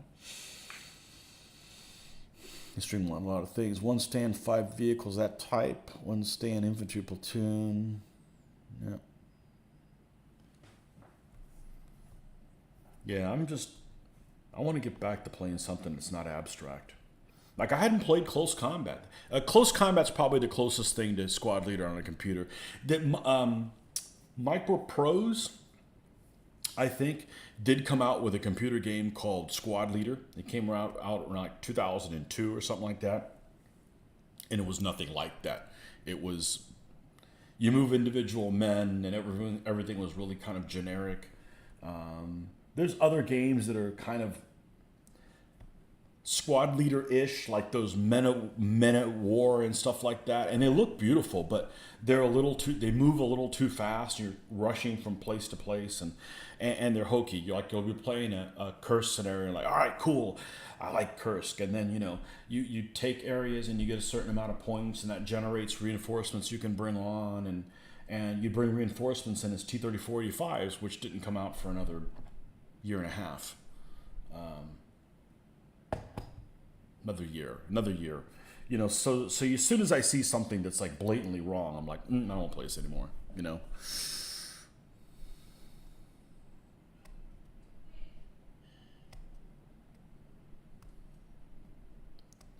Funny it didn't work more with electric tanks.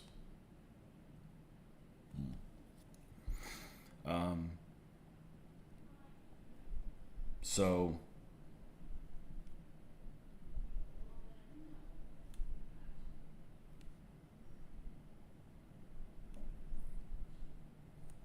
yeah, I only played the first and the second one, and I enjoy games where there's a little bit less control now than put your orders down and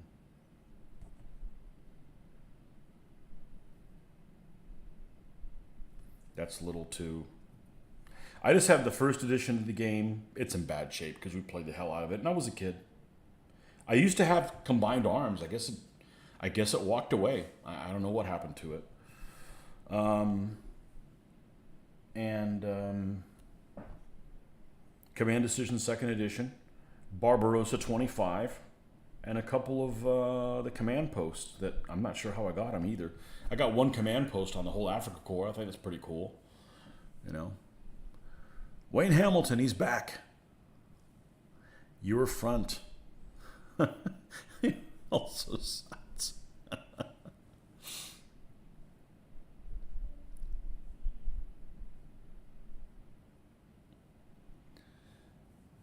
Command decisions that way now. You have to allocate the troops in different waves, and you only get X number of points for each wave. Huh.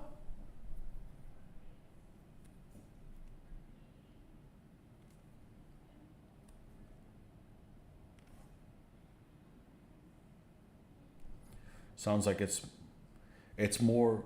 It gets closer to what the title of the game is now than it was before. Command decision.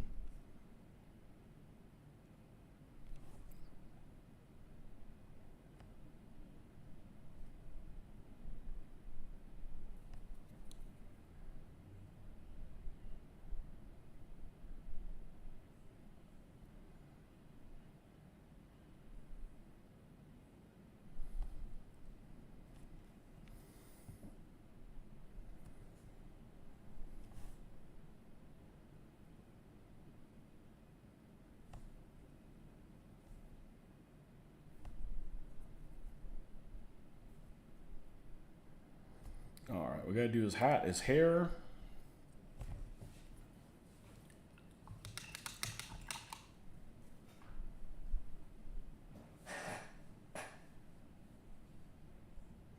Oh, everybody's back.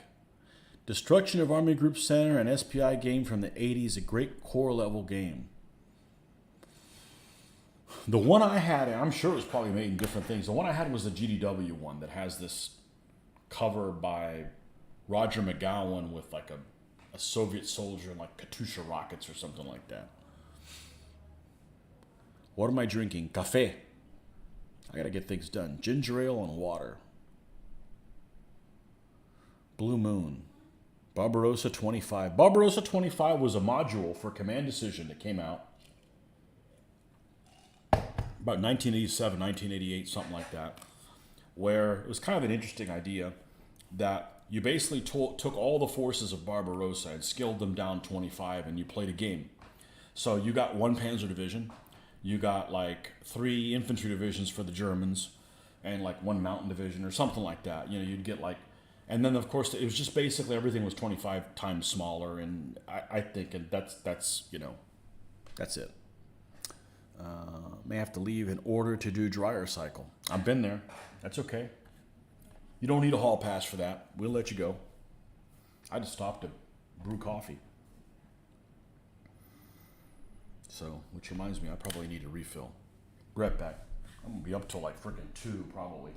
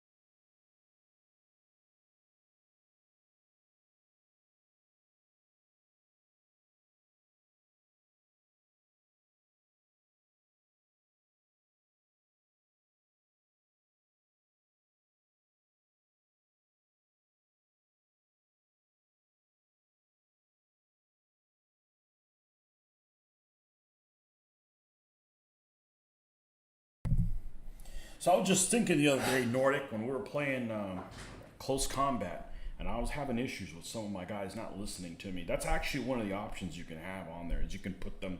They always follow orders, but that's like, I wanted that. I wanted that Stewart just to move up just a little bit, and it was like giving the freaking gorilla side shots and stuff like that. And I don't know how he survived.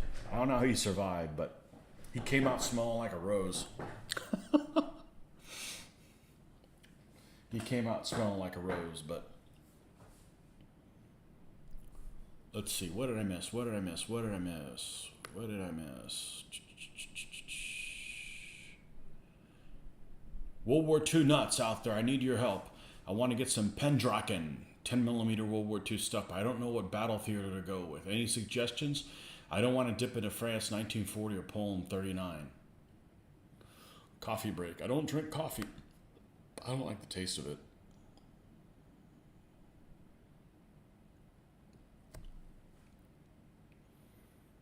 Battle of Kursk. Kursk is good, except it's prepared positions.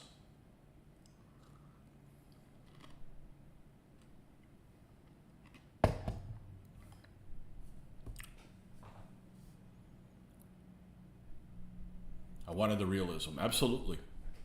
Yeah. I can't believe they survived. Those M8s were awesome, though. Those M8s did exactly what they needed to. They started taking rifle fire from that building. They just backed up and started nailing them with 37mm HE and the 50. Just both of them. Killed 3 guys and never saw them.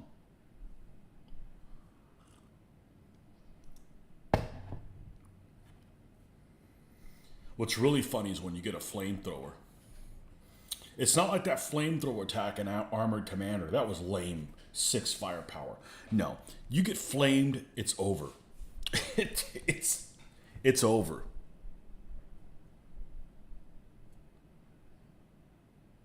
You don't drink dark liquid drinks anymore. Yeah, I could see that.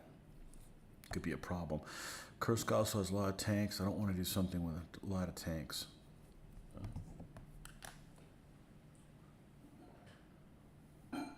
Do Tunisia. Tunisia's kind of cool. You got British, you got Americans, you got Panzer Army Africa. You got the 10th Panzer Division. You got Sherman tanks with yellow markings on them. That's pretty cool. I never did Tunisia, but I could see the appeal of it.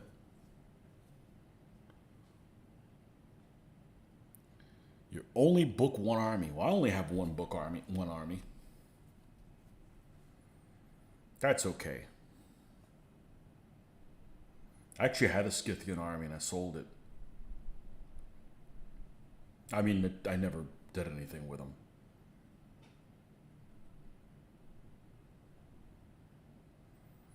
All right, let's do his little. Let's do his little hat. Do the edge of the hat.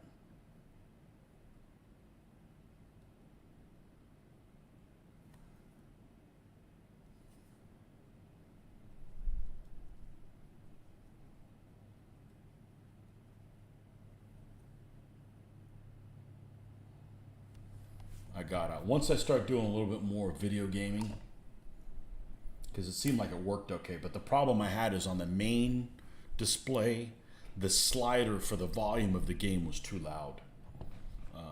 I thought I wasn't loud enough, but that's not. It was a slider. I can't hear that while I'm, You know what stinks about it? I can't do a dry run and like play it and then listen to it. I kind of have to do it on the fly. So we'll have to tone that down a little bit. Because it's at negative 29 decibels. We'll probably drop it to like negative 20, negative 35 and see how that works. But there's a game that there's lots of stuff that I have that I've never done anything with. So it's kind of some motivation to do it. The Sea People wore thongs. I would want to do those Libyans just because they have those those cock socks. Kind of like the Red Hot Chili Peppers. Remember the Red Hot Chili Peppers when they had that? They were naked just wearing the sock around their you-know-whats back in 91, 92, whatever. They had that photo thing. Yeah. The Libyans are that way.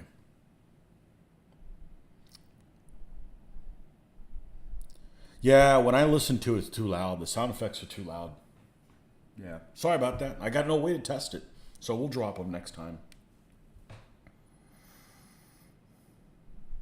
And then, I'm a moron when it comes to technology stuff. I'm up here adjusting on the computer the volume level, and what I need to do is in the mixer. I'm not a technology guy. My miracles I perform are here, not on that. Californication, is that what the name of that album is? It wasn't listening to music back in 91. It was something like that. I don't really care for them. But there's some things that just stick in your mind.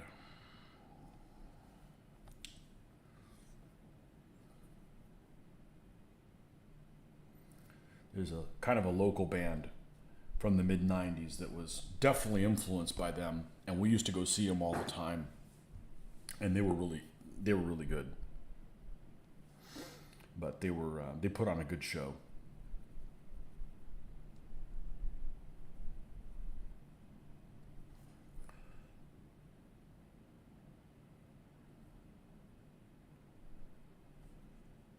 Went to go see them, I think 4 times. Maybe 5. Is your stuff not showing up again? I don't know. You need to get off that Mexican internet. You got Mexican dial-up.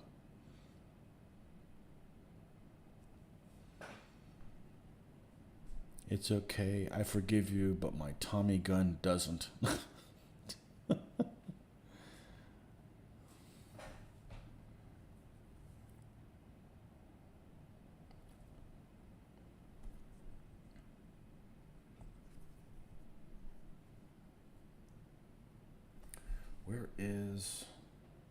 Where did I leave off at? We need to get this guy done so we can start on the other one. I take too long with the skin tones, but honestly, I enjoy that part a lot.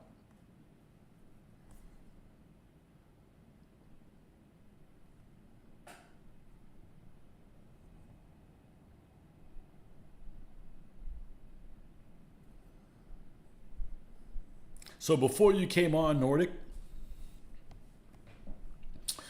Windows 5.1.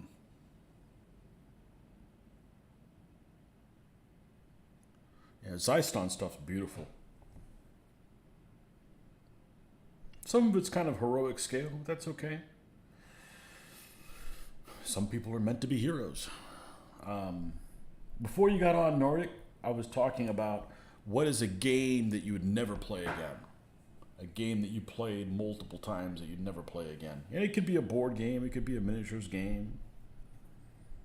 Mine would be that Soldier King. It was absolutely dreadful.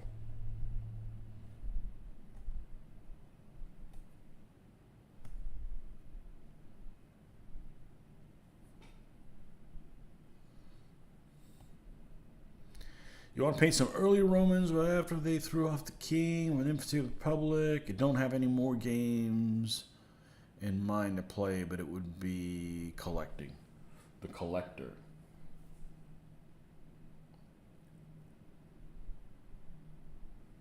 That would be Cincinnatus? I don't know the early Roman history very well. Honestly, I know Roman history well because it involves like battles and stuff and periods. So nothing really during that period kind of jumps out at me. Camillus.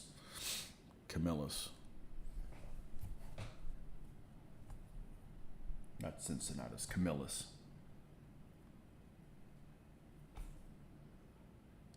They're basically hoplites. But a lot of places were hoplitish. Avalon Hill's Chancellorsville.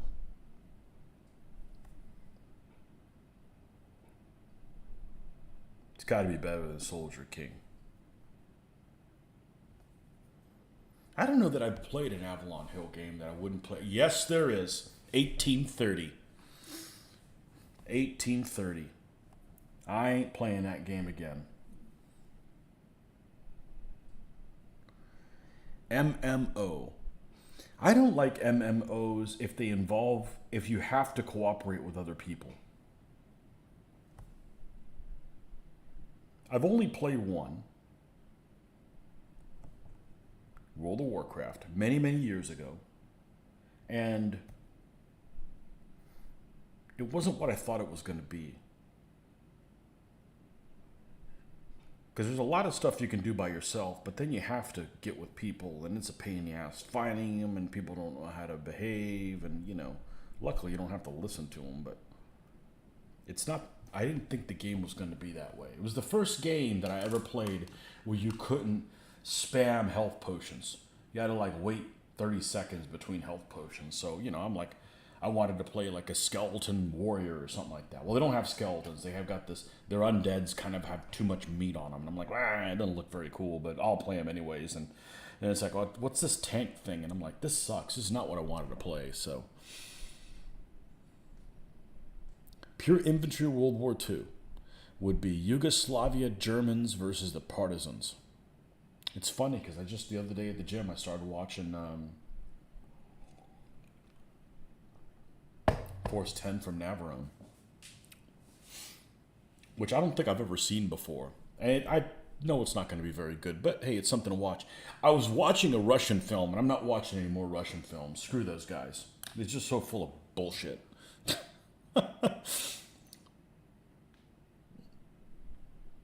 You'll never play Bolt Action, Warhammer 40k, Age of Sigmar, and a few other miniatures game. Even with cool people like me, if we sat down, it's like, hey, let's play a Mordheim skirmish. You wouldn't have fun? I don't know. I've never played any Games Workshop games, but I believe I can make any game fun. I got the right attitude. And I want cool things to happen. You know? If you play with people you don't mind losing to, then it doesn't really matter who wins. Man, I made a wise one. Another drink for me. If you play against dickheads, yeah, you know what? Nobody wants to lose to a dickhead. I've played against people that I'm like, I don't want to lose against that guy. Tony can do anything. Nah, not really. Not really. I can't seem to get these guys done. I may not play these guys in the show, Joe. I realized when I went on my coffee thing, I could actually play in all the events. I have armies that fit all the events. It's unlikely that'll happen, but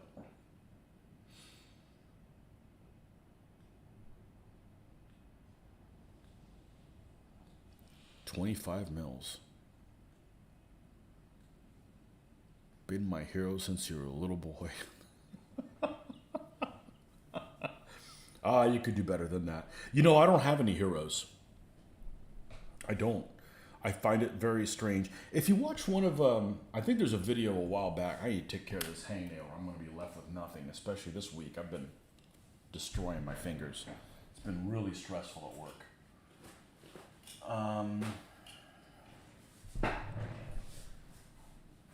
There's a video we did back, and I think Joel was definitely in it. And it might have been just like we just sat around and talked, and we asked, who people's heroes were. No, it wasn't that. It's where we asked who your favorite generals are. And that's very different than who you think is the best general, or, just people you find interesting. Like, my favorite ancient general is Pyrrhus. I think he's fascinating. Was he the best general? No, that doesn't matter. It's irrelevant. But one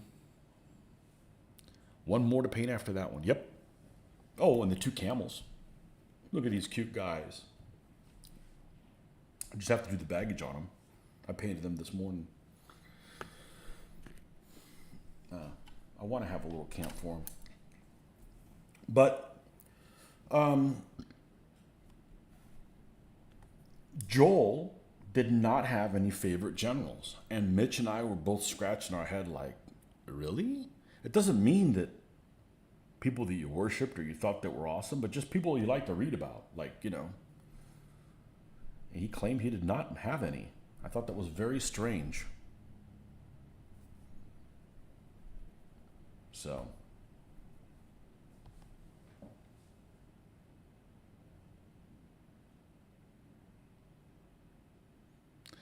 Best general.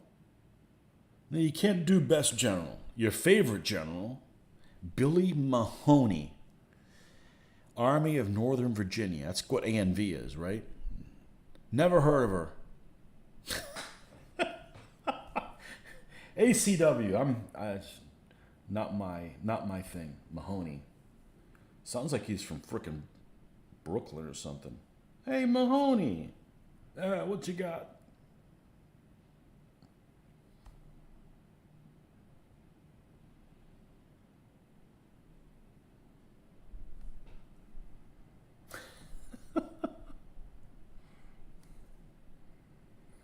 No, there's got to be people that you're more interested in reading about, you know?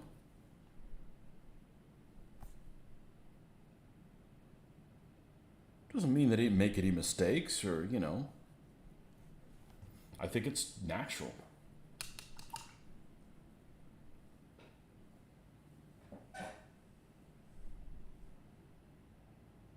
Your favorite general. Never heard of him. But that's cool. That's cool that you have a guy that I've never heard of instead of like parroting what everybody else would say, you know. Winfield Scott, Hancock, commander of the Union Second Corps. From Virginia, Mahoney. Mahone. 2 syllables. Favorite general, Belisarius. There you go. He got he's a better man than I would have been.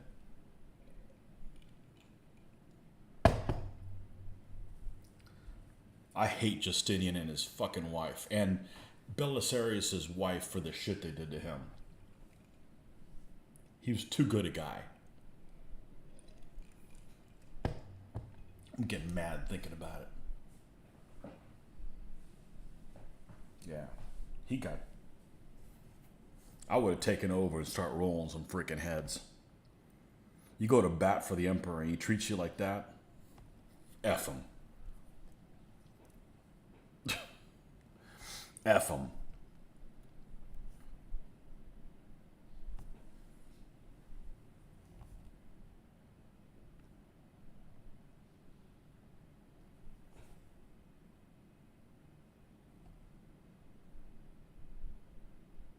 I never cared for Justinian.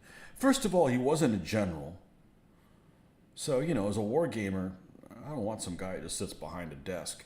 It just strikes me that he's kind of has like, he's like the character of like, you guys have all seen Rome, right? Remember the kid that plays Octavian in the first season? It's like, I wanted to bitch slap him, you know?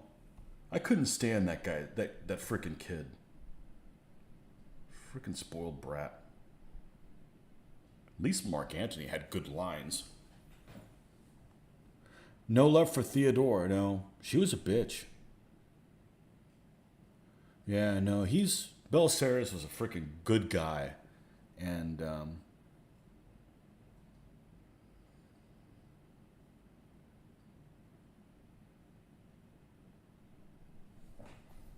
well, I don't know if he was a good guy, but you know, he had the right interest. His heart was in the right place. Let's put it that way. And he got treated like dirt, and he put up with it.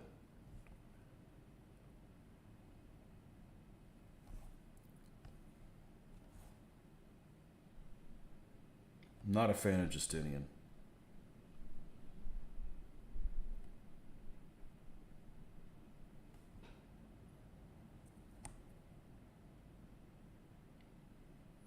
Loyalty's a big one for me. People that aren't loyal, I don't think much of.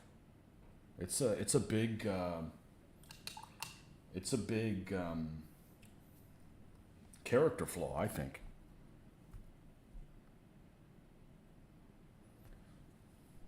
Like people that cheat on their wives and shit like that. That's no. You're gonna do stuff like that, leave her or something. You're tempted by the great battles of history, cataphract game. You're tempted by everything.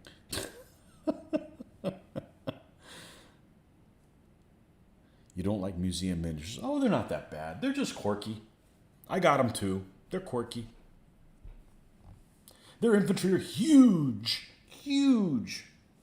I got them super, super, super cheap. So I can at least feel good about it. I'm pretty sure old Dave will probably redo them at some point. He seems to be on a tear. Redoing all his figure lines.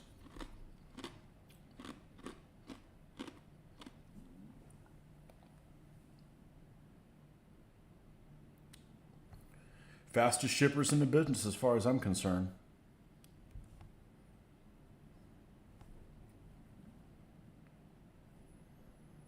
They get you stuff quick. All right, we got this poll to do.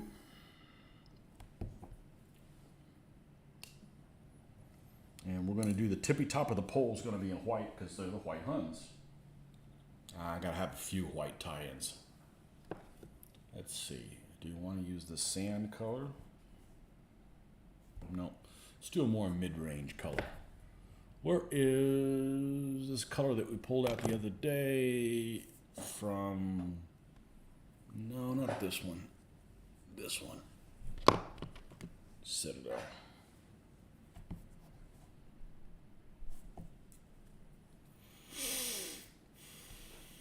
I am mostly tempted by attractive blonde women and attractive Asian women. Aren't we all Nordic? I'm not going to make any comments. I'm just going to pass on that one.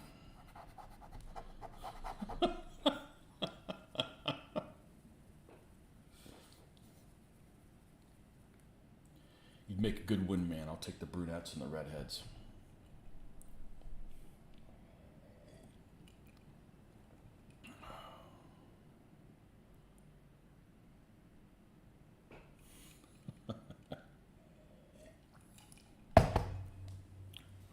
Do do do do do do.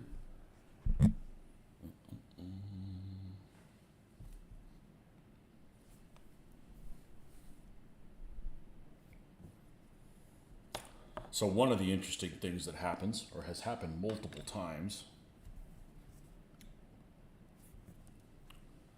and this is a problem for people that don't know how to behave in public. I am not one of those people. I am not a disrespecting person. And, but the hotel the convention's at frequently has cheerleaders that stay at it. And one of them is the whole Finnish cheerleading team. And yeah, they're pretty cute. But, they're 19, 20, 21, something like that.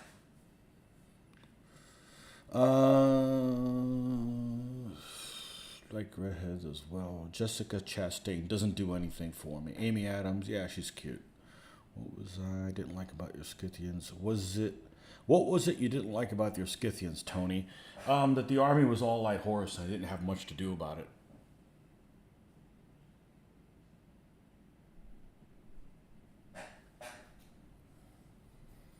It's just too much of one thing and not enough of anything else. I think this is too red. Let's go to the other one. Let's go to the other one, which was here. Yeah. Let's go to this one. Let's take a look at this one. Let's take a look at this one.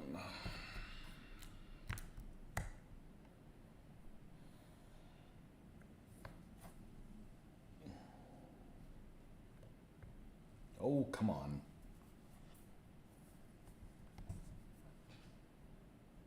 Insolent bottle top. bastard. Let's put some of you over here.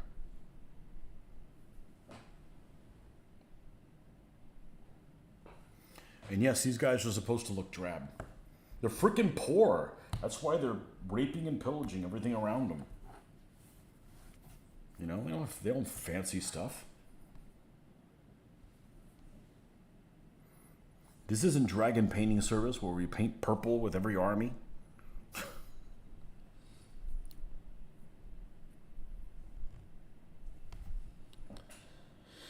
Fish. I don't know, man. I don't know the answer to that. Fulvius Artrius. Okay.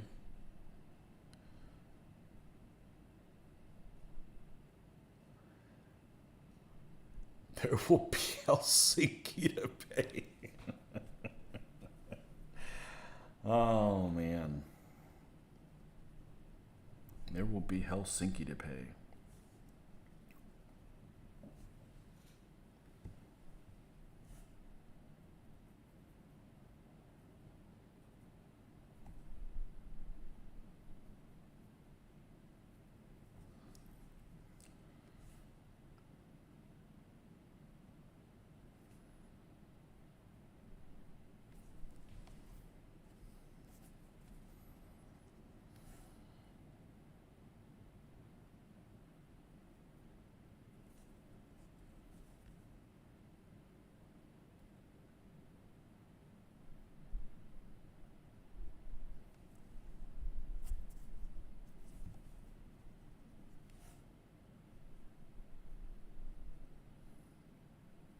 Isn't it messed up that Finland used the swastika too? But the swastika is like a symbol of like kumbaya, isn't it? Boy, they really fucked that one up, didn't they? Crooked Spider really messed that one up.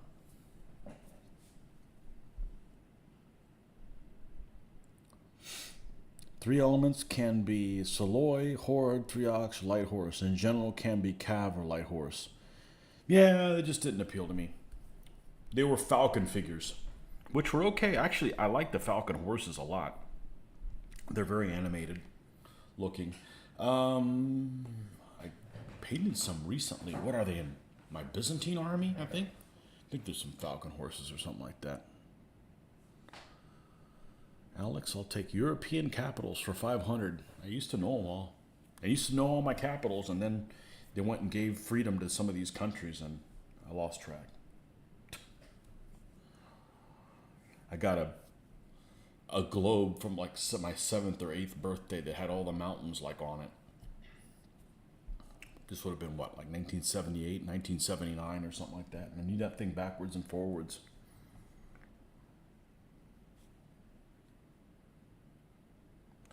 But just like anything else, stuff you don't practice, you end up forgetting. Or, you know, you don't recalling them. You know, you only have so much RAM. So it just gets put to the back. You don't think about it. It doesn't get recalled. You forget. Am I doing Attila's army? Not right now. This is the White Huns. Any idea where I can get orders of battle and TTOEs for the Finnish during the Winter War? Probably. I don't know where, but yes.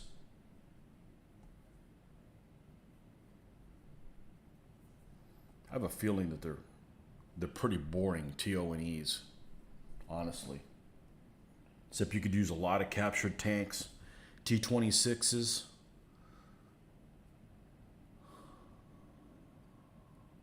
What's the capital? Luxembourg. Man, I don't remember. Like Baduz or something like that? I don't remember.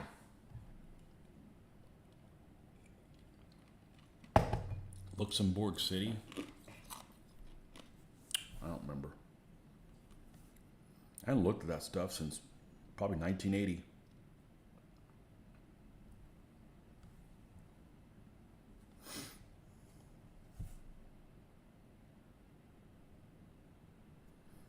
I think Luxembourg, they have some pretty cool Battle of the Bulge, like memorials or some shit like that, if I remember correctly.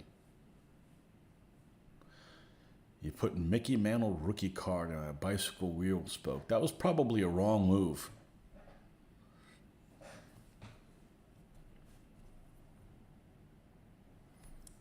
But, you know, it's kind of like gold, you know?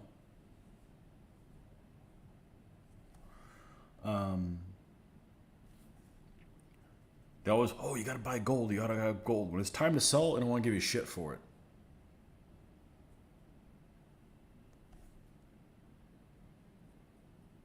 You know, so you may have a really valuable baseball card that might be worth $100 or more, but they only want to give you, you know, $3 for it.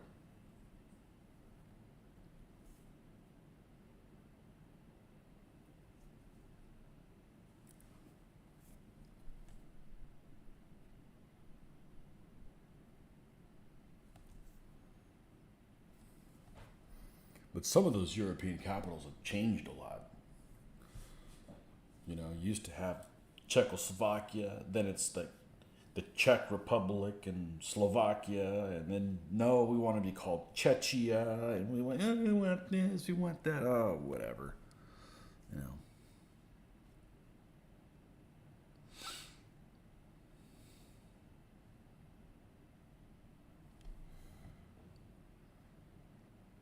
$1180C, same number of light horses, Scythians. Yep. Yeah, but after you have this, you only have to paint like 2 more stands of them. That's the difference.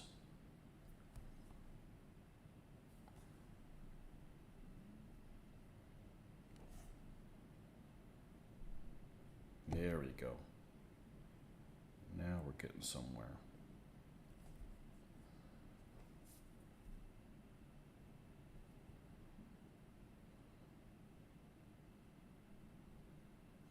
And I really dislike renaming stuff. Like, I dealt with the Peking. Okay, it's not Peking anymore. It's Beijing, right? But I don't care what they change the names of the Indian cities to. I'm not going to call them that. I'm calling it Madras and Bombay and Calcutta. And if you don't like it, well, I'm never talking about those things in a modern sense anyway, so. Chennai, like what? They build a new freaking city? No. I call it Burma. I don't care what M word you guys call it. And it's Mount McKinley.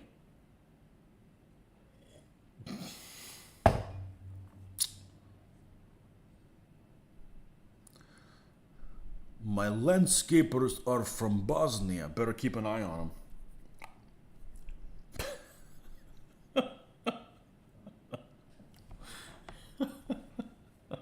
Why are my landscapers carrying a rake and an AK? What the hell's going on?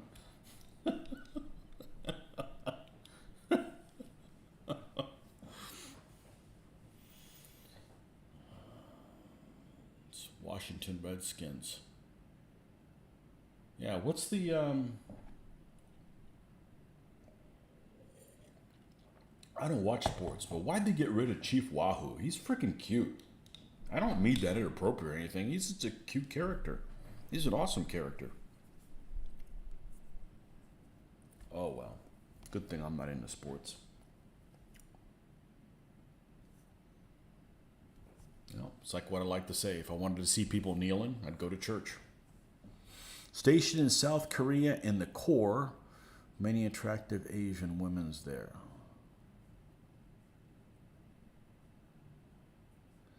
Civilization 2. Which is the first Civilization I played? Maybe the first one. The Russians want to talk. Bum, bum, bum, bum. That's all I remember. And you get Abraham Lincoln, like an Aztec battleship. Come on.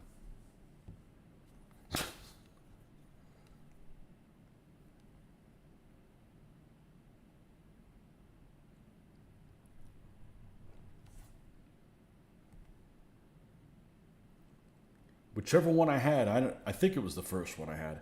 You couldn't play the Spanish. Couldn't even play my people, damn it.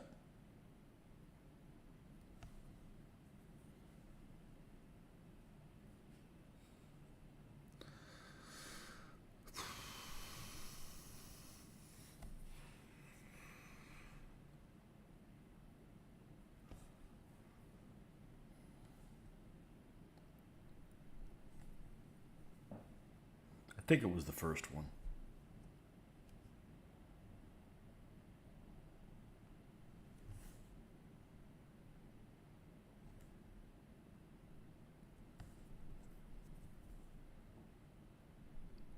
Carrying a white ball around.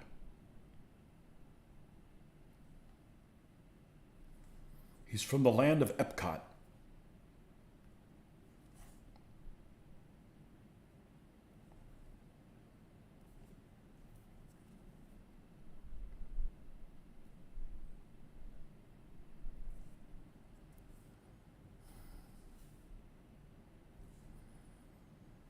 Okay, and of course that's a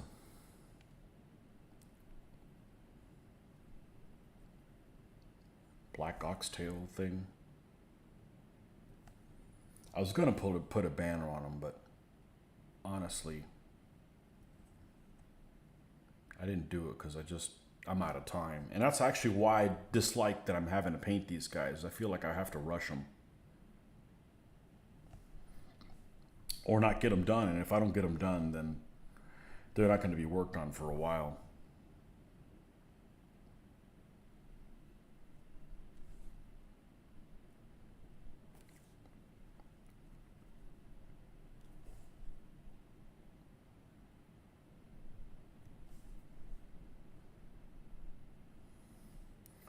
All right, what we got left on this dude?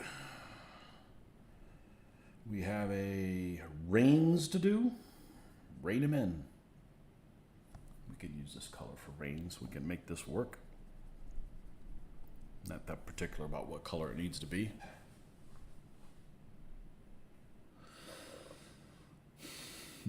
Was Anna and the King in Burma? No, it's Thailand, I think.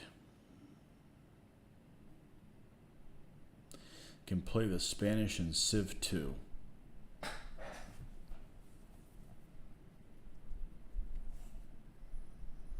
I played him in Medieval Total War. It was just too easy. It was just too easy. That light horse, you just freaking chase guys. You win the battle, you chase guys down, you get a shitload of experience, and the next thing you know, you got these super cavalry. I mean, you got to hold on to them. You can't just throw them away, but, they do this circle and start throwing freaking javelins and just freaking nail people, and just pull them out of line and keep them out of until people start breaking and just charge them and just massacre them,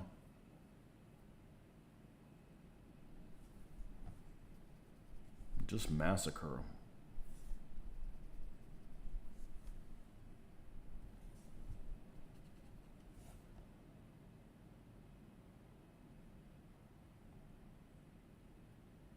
Everybody wants to play their people, except this one guy. This one guy used to come online pretty frequently. I don't remember what his name is, but he told me he was half Thai and half German, and he hated the fact that he was German. He hated everything German. He's like, man, I can't imagine hating what you are, but it's not my problem. Everybody's ancestors did bad shit. What's my next HMGS event? Well, the one in 2 days. HMGS South Huracan in 2 days on Friday. And then we don't have another one until April. So that is why we're in crunch mode.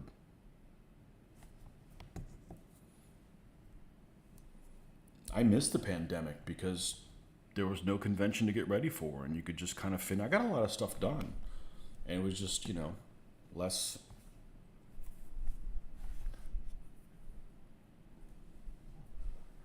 hurried.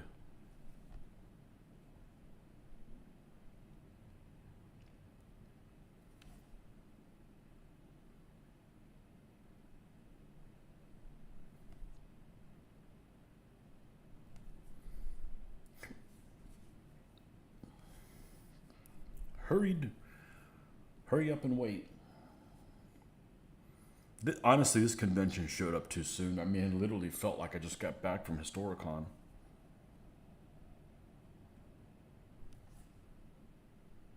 And blammo, here's another event. Well, it was late in July this year, so that didn't help. Lost 2 weeks from that. big gap is between now and the spring. Cantabrian Circle, that's right. You're doing a day trip to Barrage this weekend. Where is that? Hey, across the pond, do they call it barrage? Tony, I take the stance of never hurry my projects. I just paint when I'm in the need to paint. I'm glad I don't do conventions. Yeah, I don't like that aspect. The convention part is really cool, though. It's just fun just going, and I'd have a good time if I didn't even play. It's not that. It's just I don't like being rushed. I really don't like being rushed, and I feel like I can't paint what I really want to paint right now. You guys are helping a lot. I greatly appreciate it. I just wish I was doing something else. So, yeah, it is what it is. You know, I'll have something to show for these guys in a second.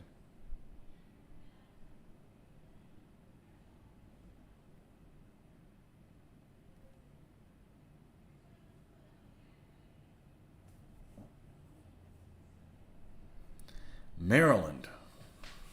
Aha. I always drive through Maryland.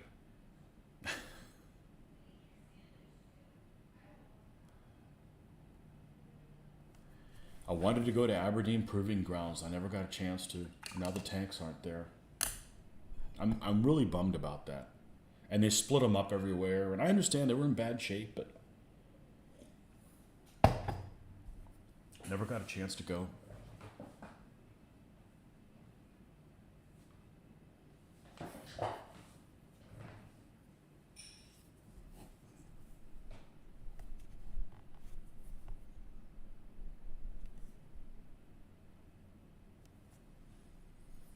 Just imagine how cool a video we could have done at Aberdeen Proving Grounds.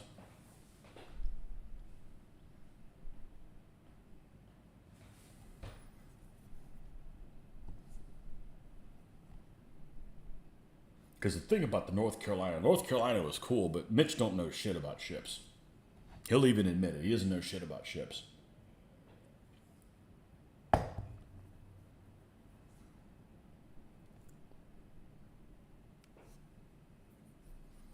You know, there's a little Army Reserve base not far from here. I should do a video over there. They have a fair amount of equipment. It's open to the public.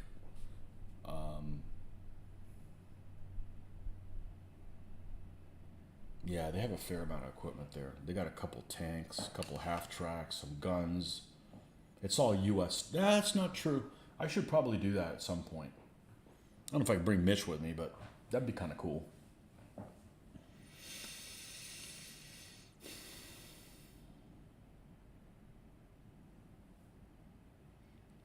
So, commission to my way during Iraq. Hey, thanks for your service.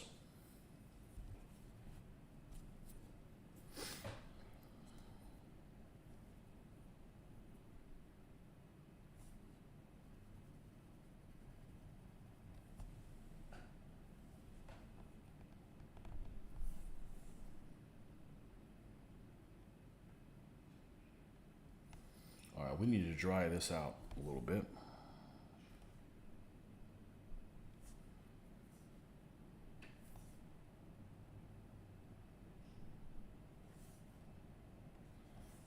I got to get the gimbal working. Actually, the gimbal works fine. The app that goes with it does not work fine. It actually got discontinued off the Play Store. There's got to be some kind of aftermarket app to get it to stabilize. Well, I didn't use a stabilizer in those last videos, and it weren't horrible. Nobody threw up, I don't think.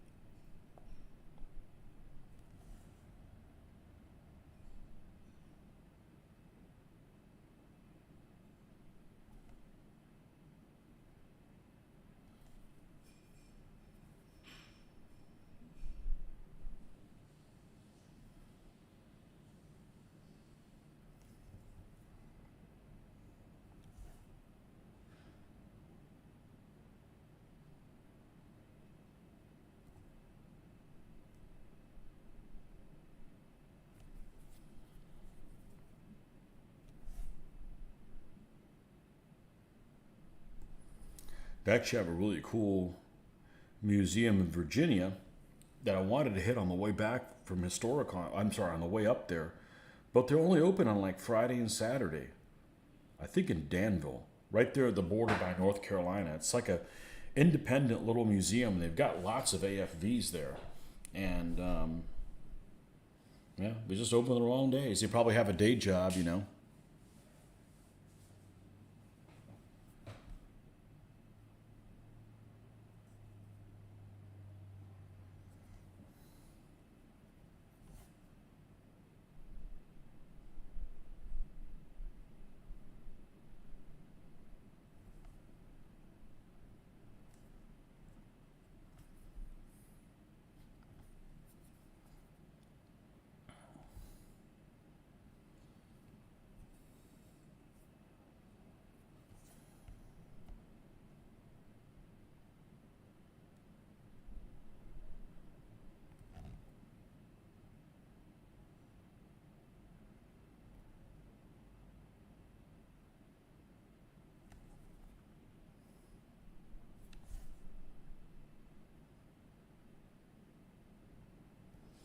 All right, now, what time is it? I don't know how the fuck I'm gonna get this other guy done. Oh well, I ain't worried about it. It'll either get done or it won't. But it's not allowed to turn out shitty.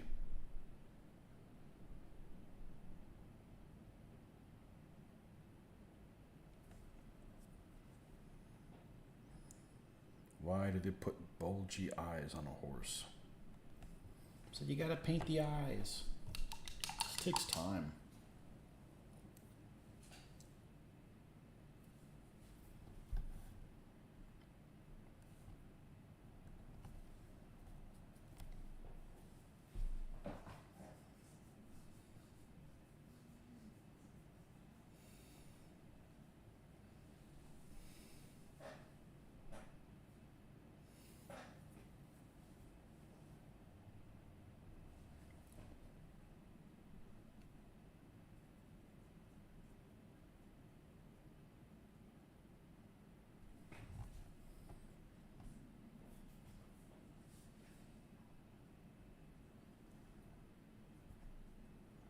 You can type with your eyes shut. I gotta look at the keyboard. I don't hunt for the keys. I gotta look at the keyboard. Wish I didn't have to, but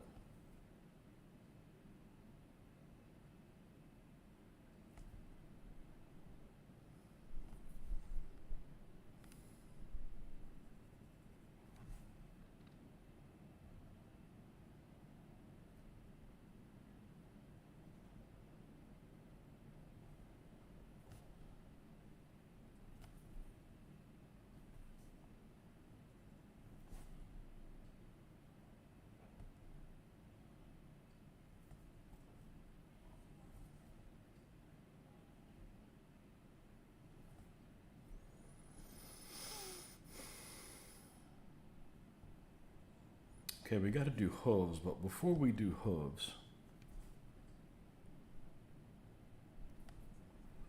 I'm gonna need to, I think got some fleshy bits we need to sort out.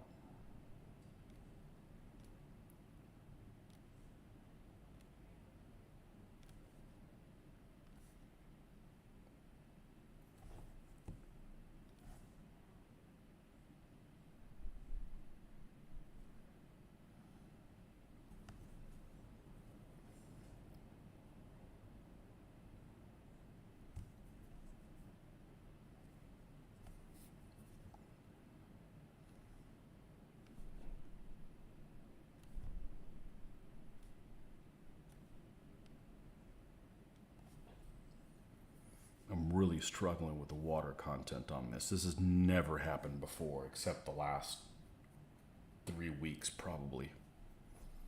I'm not really sure what the issue is. It's just annoying that it's taking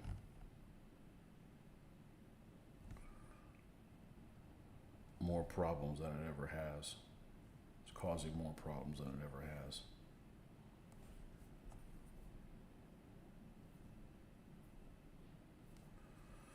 All right, hoof time. We'll move on to the last guy.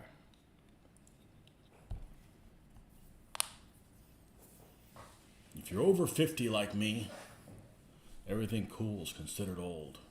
I'm over 52. Well, I'm not over 52. I'm over 50.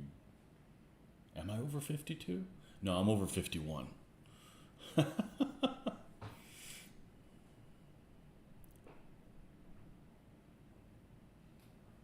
Yeah, I wish I could look at the screen. I can't. I don't want to bad enough. So.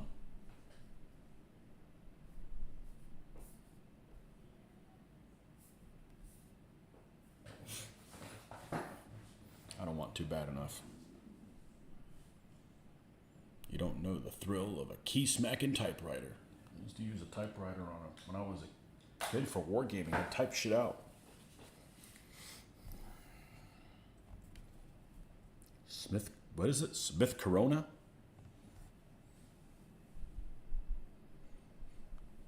Your holding hand. Man. I don't want no hand problems. Thank you. I'm good.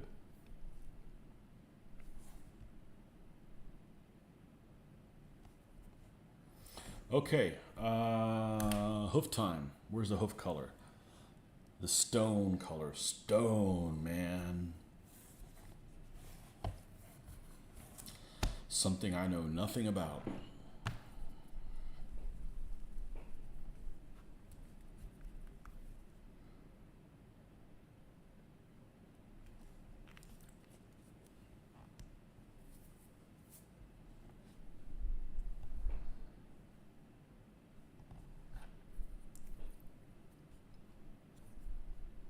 How does he look next to the other one?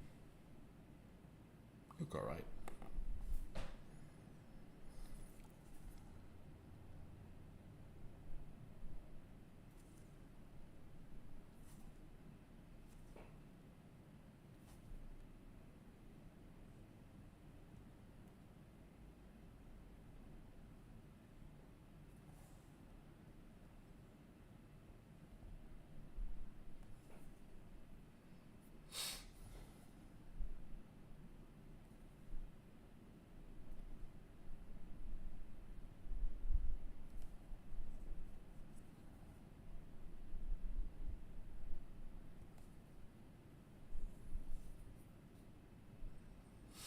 I recommend y'all take it easy on the sugar.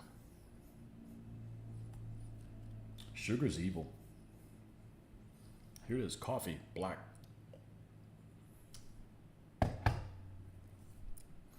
I get cranky when I have sugar. So one thing I never realized, sugar dehydrates you. And when you're dehydrated, at least I am in a bad mood. Reminds me of some water.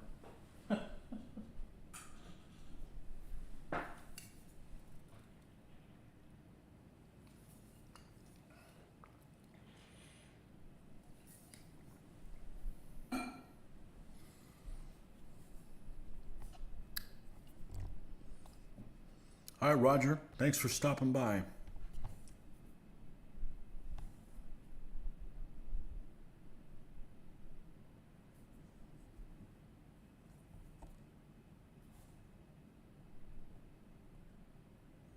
I should have asked him where he found out about this channel. I guess I'm just not that nosy. Hey, we're just hanging out.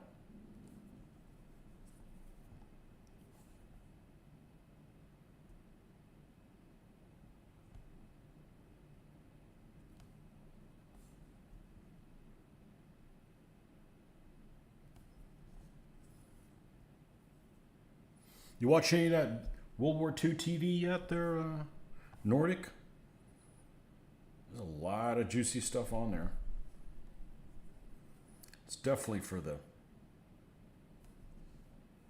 people that are gung-ho into that, for sure.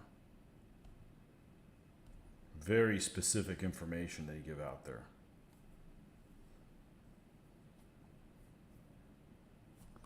Someone blast The Guess Who No Sugar Tonight. Yeah.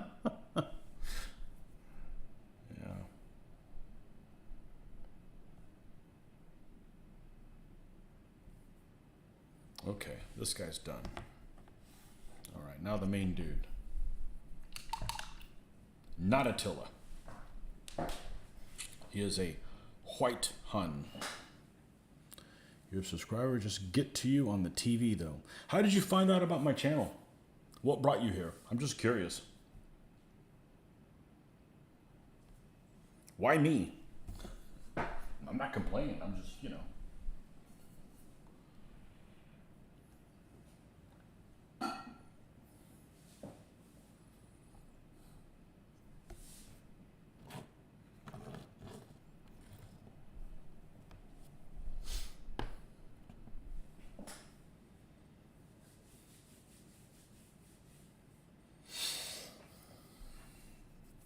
Yeah, it's a friendly place.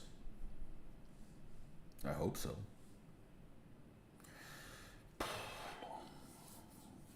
I can't do a white horse. I've never seen any of those ponies in that color. Didn't we say we're going to use a dark colored horse for him? Yeah, let's give him one of those really dark colored horses.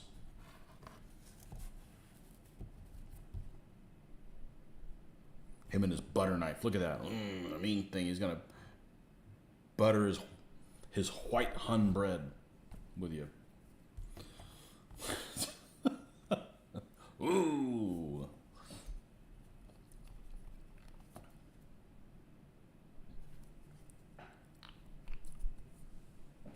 I think I did a search on DBA when I was thinking about getting back into it, and your videos came up, and then I stumbled on your live feeds, and atmosphere and conversations keep bringing me back. Yeah. None of this is staged. Just, you know, if you met me in person, I'm the same asshole I am here, you know. I don't mind who I am, you know. Caught your walkthrough of Historicon. Excellent. Excellent. Yep, that's what it is. No holds barred. Yep. I like to say it how it is. There's some funny stuff. We had a blast doing that. I wish we had done more of it. I really wish we would have done more of it. It's definitely not a woke walkthrough. I'm old school and proud of it, whatever. I make fun of everything, and that's, you know, we need more of that in the world, not less. 28mm AWI and some Indian Mutiny. Yeah, I'm going to try those rules that would work for Indian Mutiny, and that's Blood and Steel, the show. They're running some games of that, so we'll see if I get tempted to do Victorian stuff. I don't think I am, because I was really tempted a couple months ago, and before I got my World War II back on, and I got all kinds of World War II stuff that I'm just chomping at the bit to do. Just chomping at the bit, trying to make up for lost time. Been out of it for 20 years.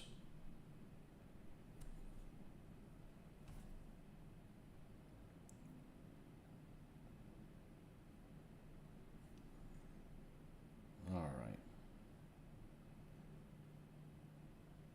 This guy's got the angry butter knife, dude. This is a one-piece gladiator figure. Gladiator Games.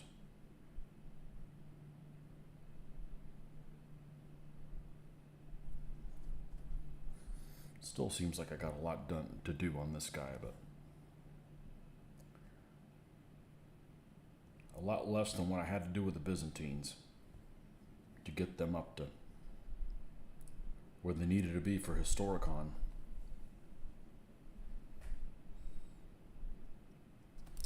Indian Mutiny, someone said those minis. I don't recognize bar for that.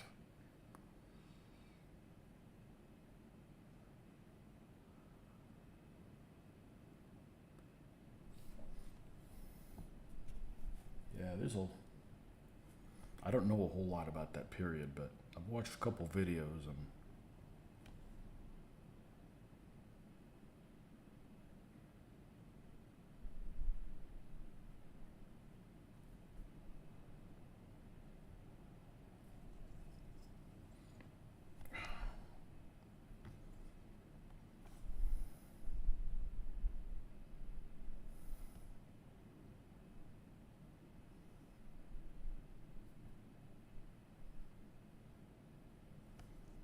horse kind of has a worried face. Like, what'd you get me into, boss? You're about to find out.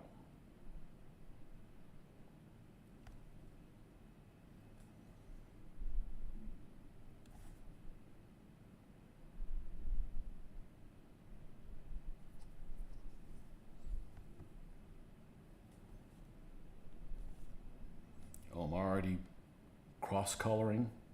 Oh well. I probably should have ditched this thing. It's already got too much.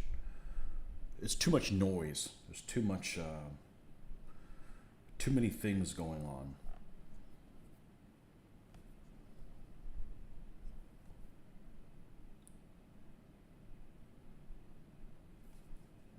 All right.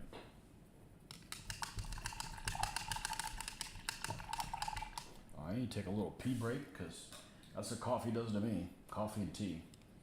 Be right back in a moment.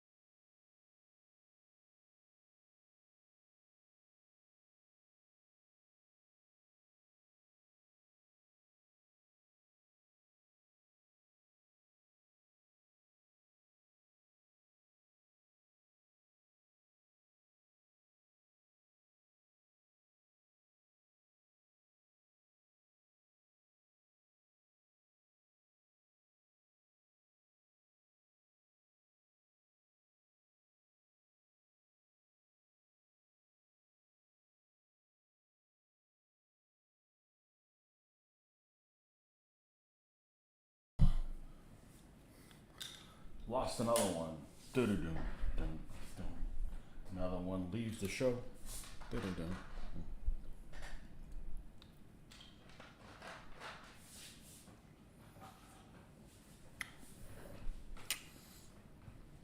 We got this guy to do in the what's left of the camels.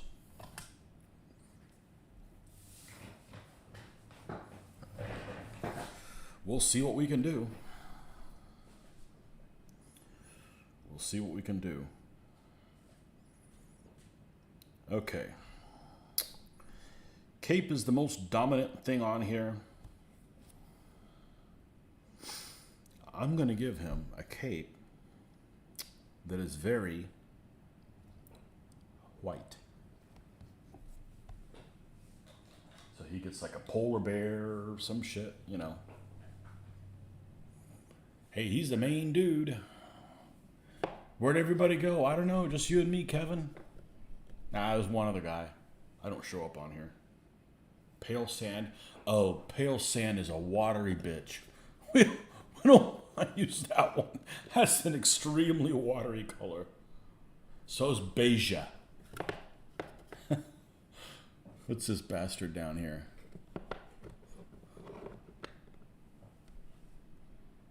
Dark sand. Yeah. Yeah, I'm going to still be on for a while, so if you guys enjoy the chit-chat, hang out. If you guys start leaving, then I'm going to have to leave as well. I'll have to put some programming on, which I'd rather be on here than go to some programming. This is not the color I had in mind. Go away. Yeah, we'll use stone. We'll use stone as a base. You're watching something, but I'm back now. Yep. I gotta knock this guy out, man. We're too close now. I need to get to the point where he's done, so tomorrow morning I'll spray him, and that'll dry while I'm at work. I come back from work, brush him, wait for that to dry, super glue him, or not super glue him, epoxy him, and put the goop. Then pack and everything, and then when I'm done, paint the goop. There's still a shitload to do, but I thought you were front. Good one. He wasn't back. He was front and sides.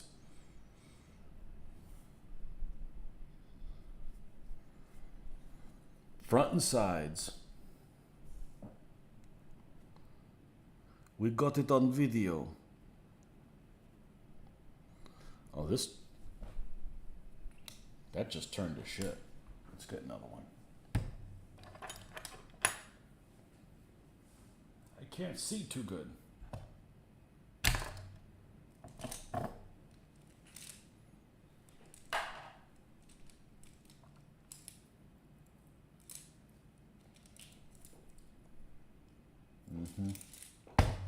Time for you to come out and play.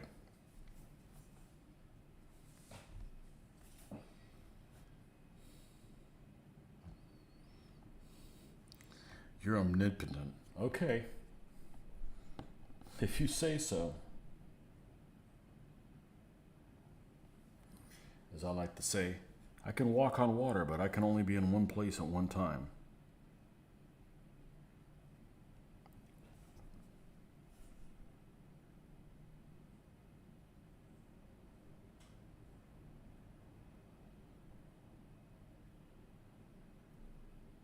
This guy's got a cool shield to do. It's not overly descriptive, but it's cool. It's an idea that I got from, I think the Attila game, Attila Total War, which is kind of lame, but those games are just good for inspiration.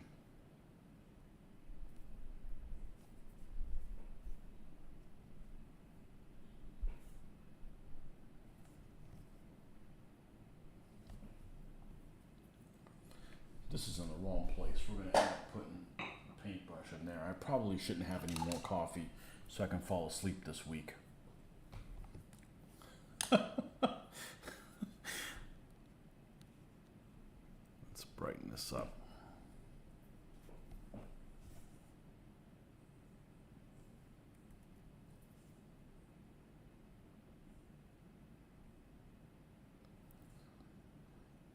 This guy on here that has been doing these really cool posts, and I admit he's been a big motivating factor to me do my 1/72 scale stuff. What kind of shield design you're going to use on the shield, Tony? So it's a logo, I think, that they use for the White Huns and Attila Total War. It's kind of like it almost looks like a bell, kind of. It's just a little graphic representation. I guess what it looks like the most is a bell. We'll be doing it sooner rather than later. I'll go ahead and do the shield next after this, and you'll see what I'm talking about.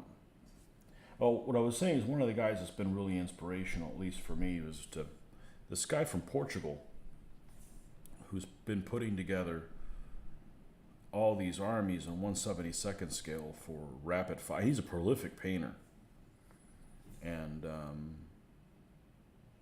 I rather enjoyed his videos quite a bit. And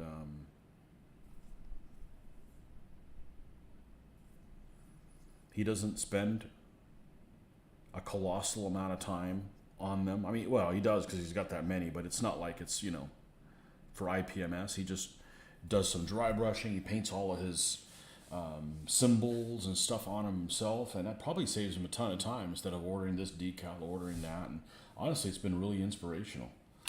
And I need to get this stuff done, and haven't paid in a month. Just not in the mood, so don't force it. Yep. Yeah, you'll get back to it. Don't do like I'm doing. I'm not. Well, it's okay. I wish I was being creative in something else, to put it that way. It'll all be worth it when it's done.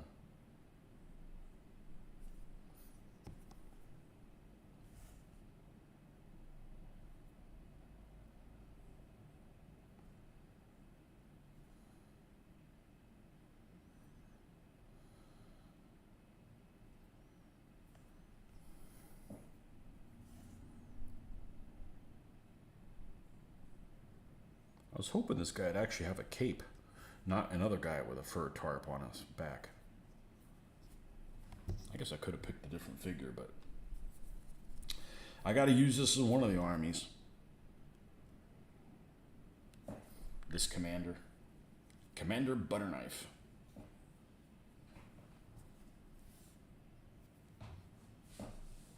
You burned yourself out painting things you didn't want to, painting the backlog of miniatures just to get them done, and it took its toll. Yep.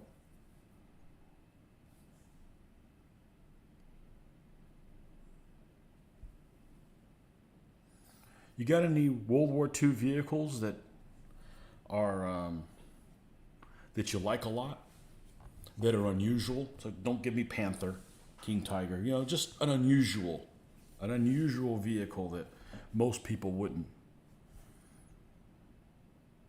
pick out of the thing.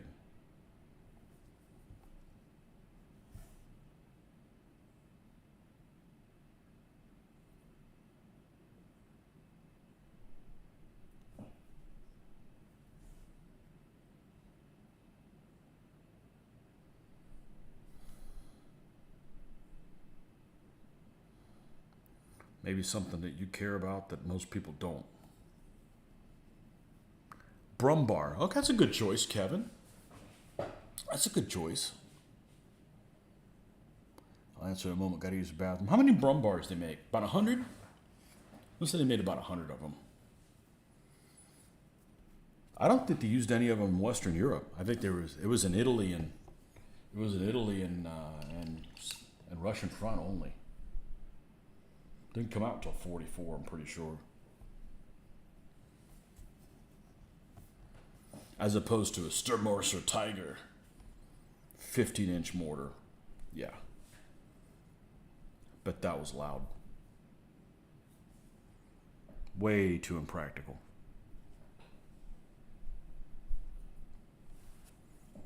Brumbar, that's a good choice.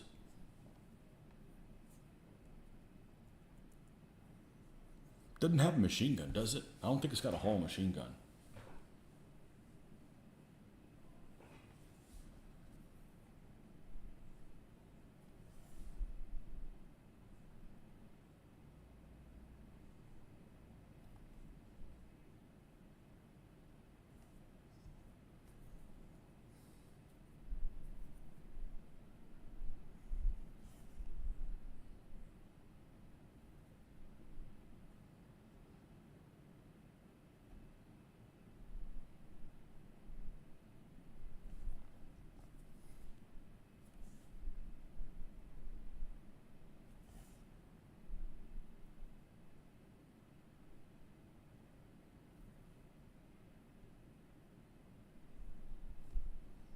I don't think you can play one of those in World of Tanks, can you?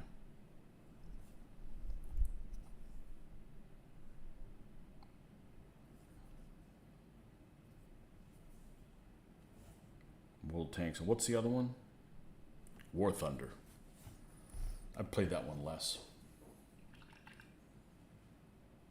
Mainly because it didn't come out for the console until much later. Okay, let's compare.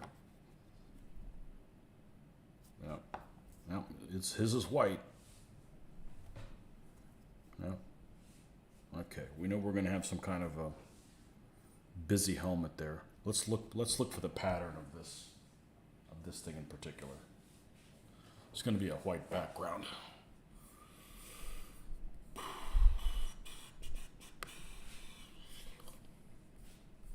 Yeah, Brumbar's a good choice, and it's not an ugly vehicle. What do you think about Zimmerit? You a fan, or you prefer not to have it on the vehicle? I am not a Zimmerit fan.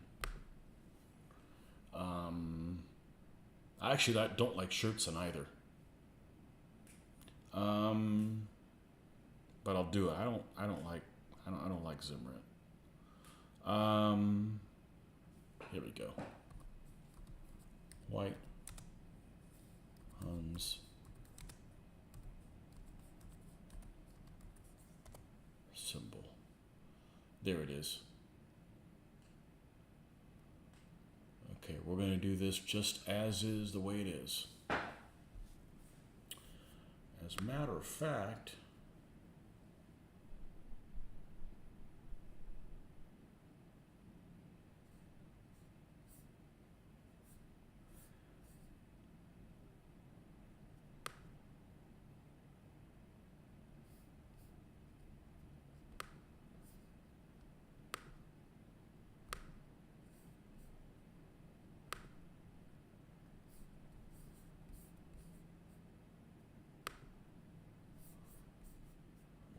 up here so I can see it. 300 made. Was used at Anzio, Kursk, and Normandy. Really? Used them at Normandy? I didn't know that. 300. That's a lot more than I would have thought. Russian SMK tank. What is that? The Zimmerit looks cool on Tigers. It probably looks the best on Tigers. I agree with you. I used to prefer the Henschel turret to the Porsche turret, but I actually like the Porsche turret. Of course, there's only 50 of them with a Porsche turret on the Keen Tigers, not the Porsche regular Tiger. That was ugly. The one that ended up turning into the Elephant, that one was ugly. Let's go to, I believe this is the one I need to do, right? And we're going to change this. We don't want this. We want to browse and change this.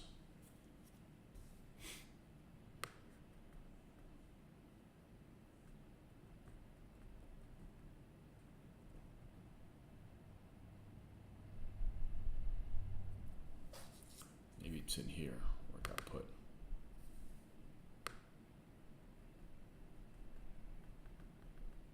No. Poopy diaper.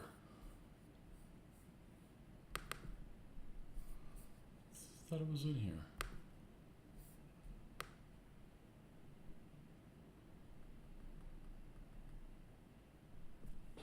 I decided to put it somewhere else. All right. Then we're going to hit save again. Save image as. Just pay attention to what subdirectory gets put under. It's just flat under pictures. Okay. So let's find it. Here. Browse. Should be right here.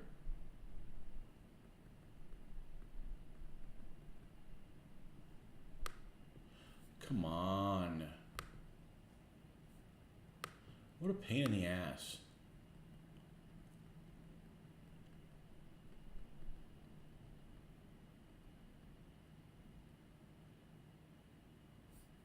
Why isn't it here?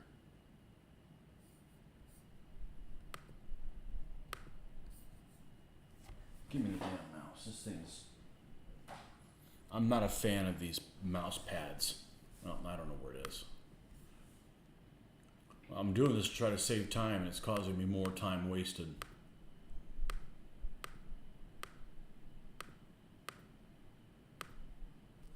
I don't know why the hell it isn't here. All right. Screw you.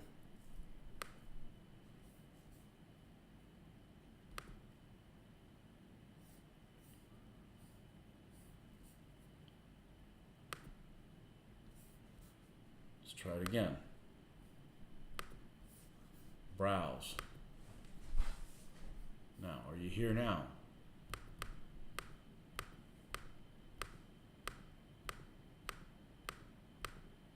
There it is. Open. Done. Now let's make it bigger.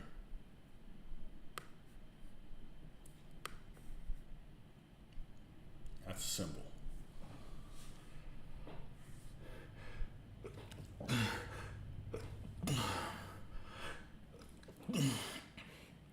SMK was the only one. I know which one that is. That one looks good. It's got the staggered turrets. Yeah. Yep. SDK 231 8 rad. Yep. SMK is a good choice. It's good looking. You like a Russian vehicle? What's gotten into you, man? You're living a little. All right, we're going to use like a buff color.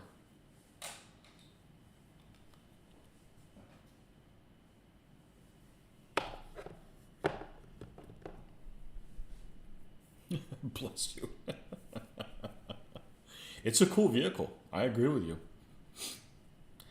Mainly because it has it's better looking than a T-35, which is not an ugly vehicle. Russian vehicles. I think the BT-7s are decent looking vehicles.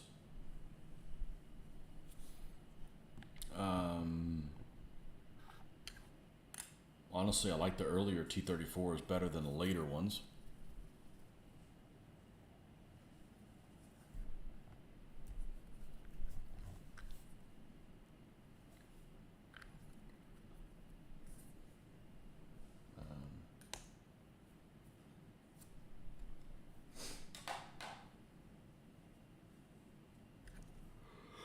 I think the 260s are cute, even though they're a piece of shit.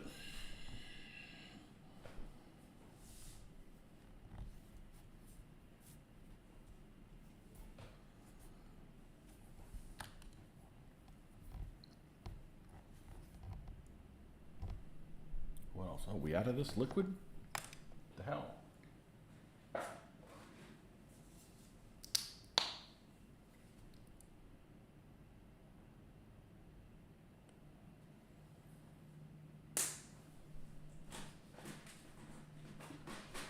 I don't like that Martyr 2 I have. It's ugly as shit.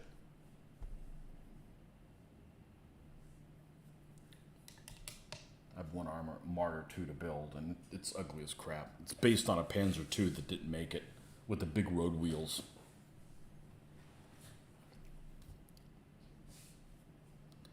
Is it possible World War II project for me to do Battle of Stalingrad, build a ruined board to go along with the miniatures? That sounds overwhelming.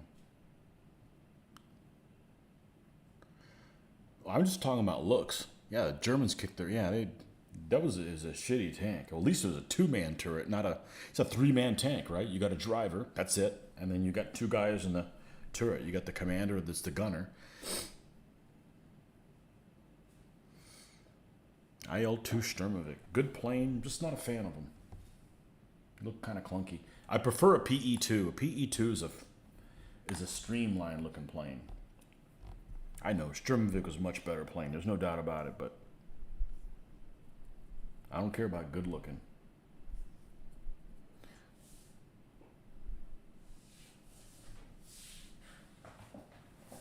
Just like I like Stukas. Stukas weren't really the best plane, but still like them.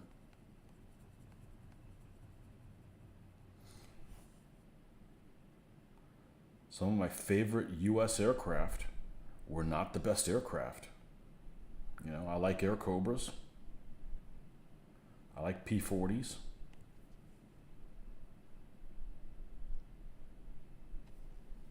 You know, stuff you'd build a model of.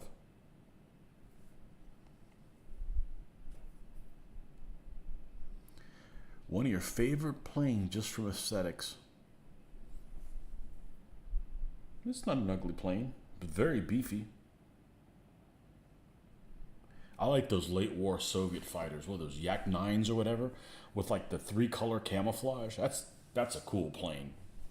That's a cool looking plane.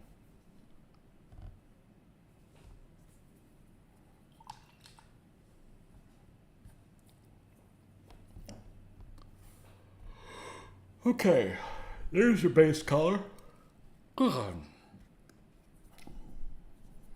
We're going to use black, even though we might lighten up to brown. I don't know if I'm going to follow this exactly the way it is. I'm going to use the same pattern. We've got to make an M towards the bottom. That's how we're going to do it. So we're going to drop a line about there.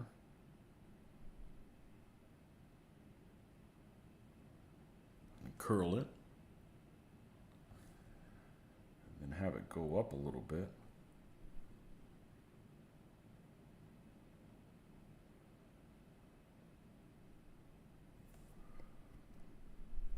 That's basic shape on there.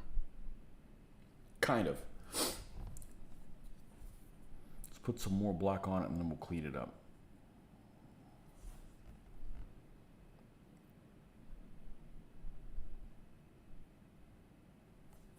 God, it's catching.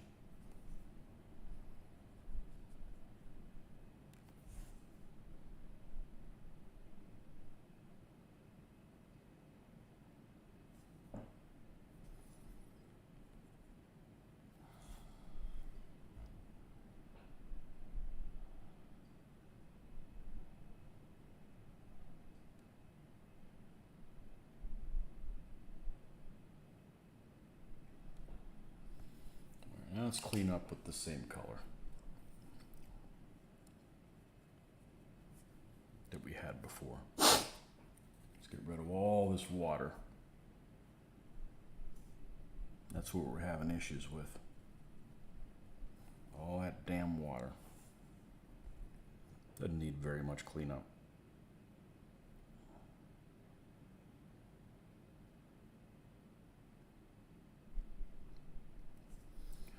And let's just take this color and bring it up.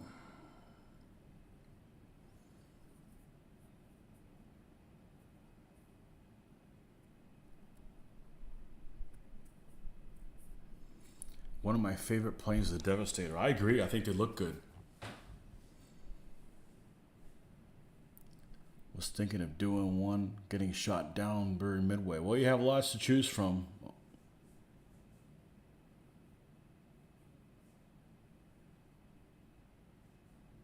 Martyr National. National's a good looking vehicle.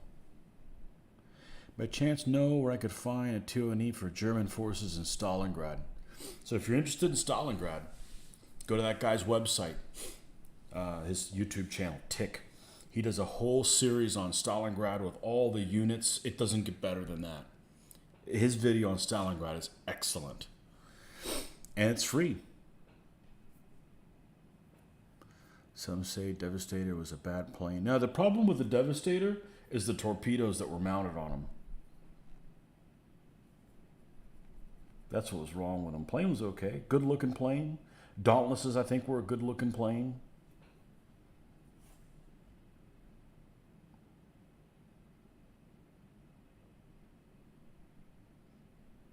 I don't think the Devastators were bad. They were slow, but I bet they're faster than a Stuka. Stuka was dead meat without air cover.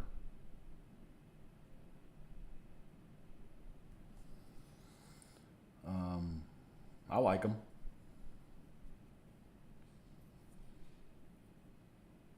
I don't know that I like any Navy fighters. And I mean how they look. Obviously they were, Hellcats were awesome, but I don't care how they look. I don't care for what they look like and the paint schemes they carried either. And I'm not a Corvair fan. I'm a Corsair fan.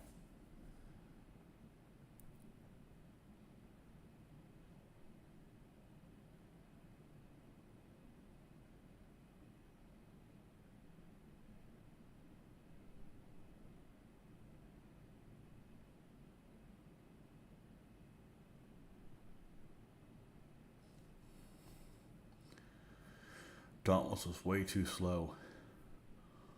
They had some good paint schemes though, because they had the two-tone. I honestly like the. Well, that's why I got it. I wish they hadn't. I wish they hadn't gone away from this.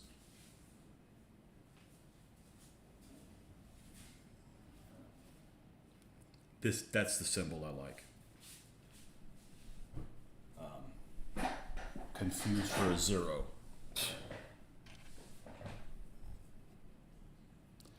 Kelcott got most kills, so I heard. Me too. They're still ugly. Still don't like them. You know, I'm not going to build a model of one, ever. I'm not going to build a model of any of those planes, but.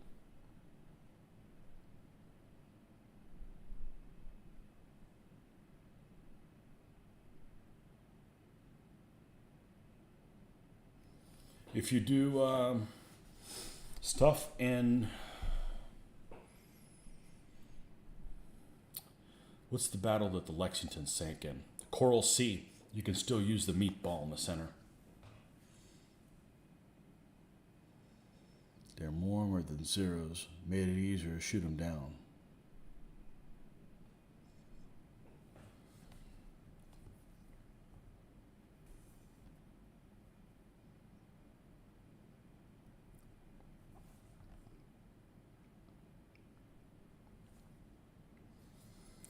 Were you the one that said that the zeros were ugly? Not compared to the Oscars.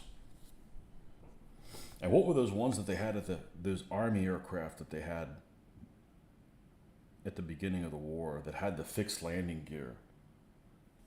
Man, those were freaking dogs. Nates? I think they're Nates. Oh, those were dogs.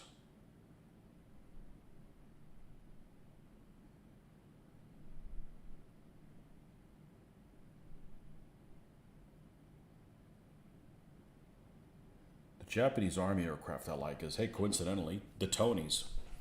Poor man's Messerschmitt.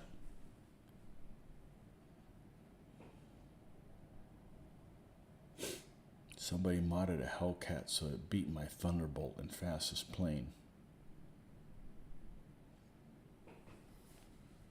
Really, the Zeros were lightly armed, and the Oscars were even more lightly armed. The Oscars only had one machine gun. They had 150 caliber machine. Well, not even. Yeah, I guess a 12.7. They had a 12.7 and a 30 cal, or 230 cals and one 12.7. Really lightly armed.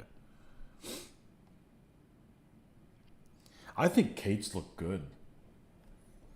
I think they're really sleek looking. Planes should be sleek. They got to fly through the air. Think about it. Why would you have a chunky plane?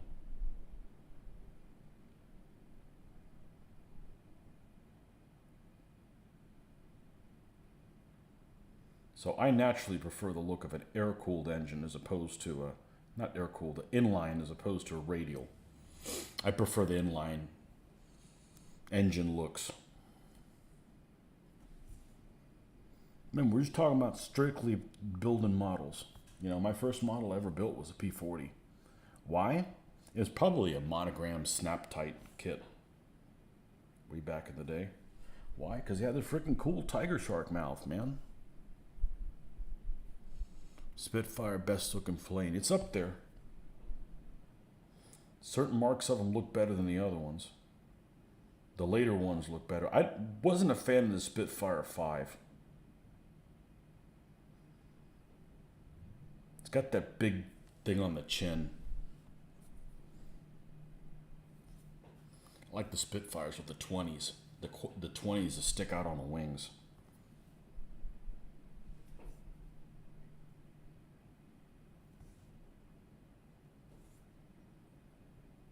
Mark 14 or Mark 9. Had one of those two. With the gray and green camo with the Normandy invasion stripes. I like how the Normandy invasion stripes look.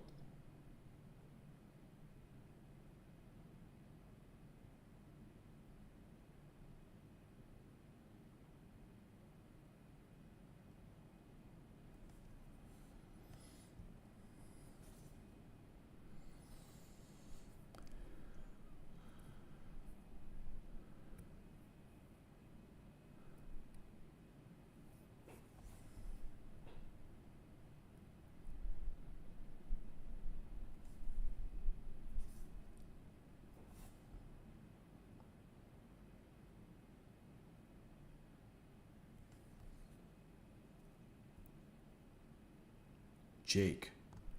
You mean the Jack. They had two planes that get confused. The Jack and the Frank. And they're both late war things that are actually pretty decent aircraft. Because the Army aircraft were always behind the Navy aircraft, and the Japanese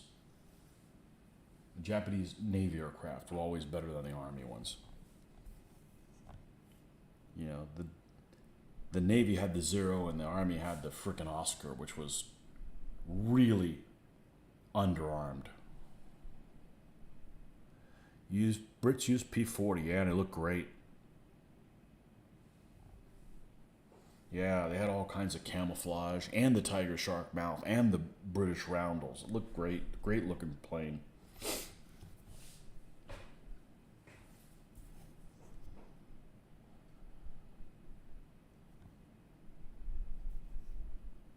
Okay.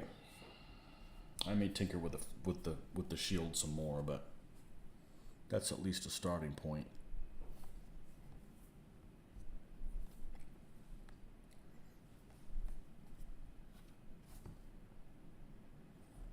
All right, we need a shirt color this guy's going to have.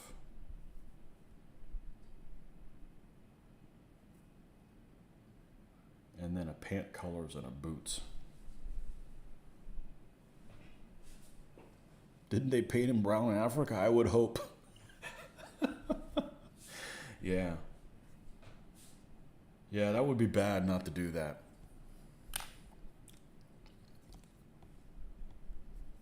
If you can't paint him black and brown in Africa, where can you paint him that color?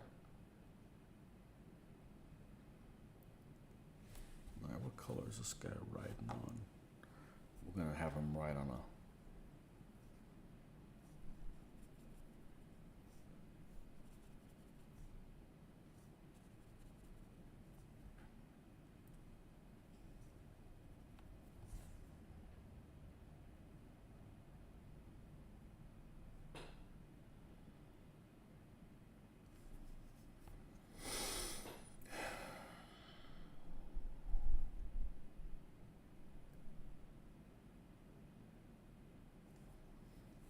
Now I've gotten away from I don't want to do this we got to get this guy done. I don't know if I'm going to get him done tonight though. I need to get some shut eye.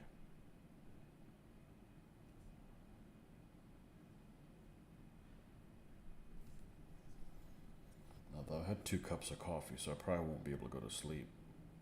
Or I'll go to sleep and I'll wake up every hour or something like that.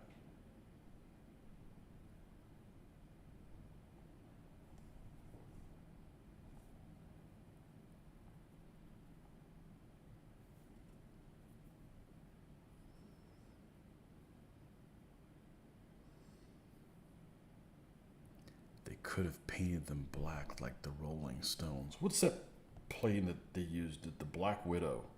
P-61 Black Widow. What a weird plane.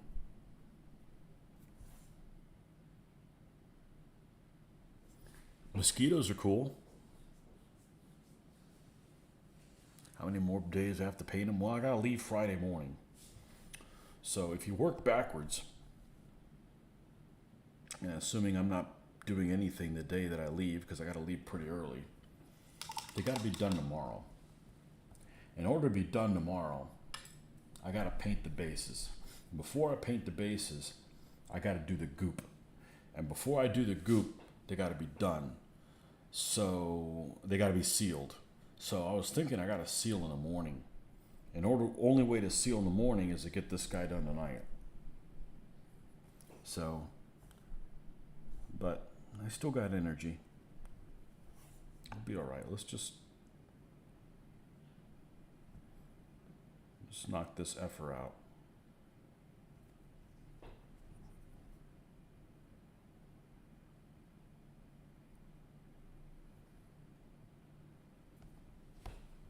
The other guy with the other shield. No. Okay.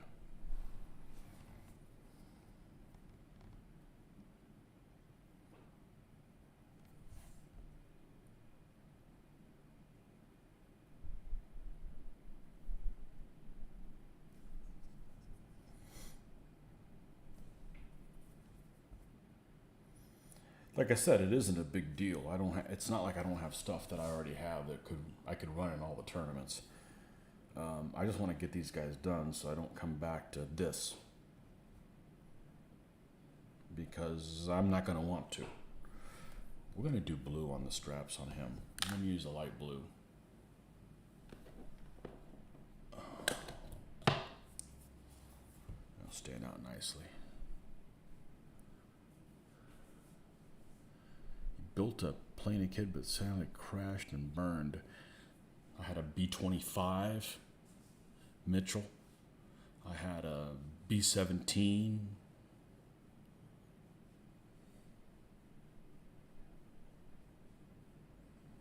B-17 looks so much better in stainless. Mine wasn't stainless. B-26 is a good looking plane. Marauder. Good name, too.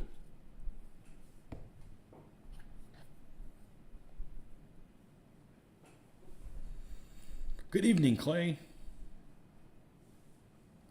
You guys gonna get a hurricane for Huracan? I hope not. I don't pay attention to the weather. We did one year. The first time I played DBA was in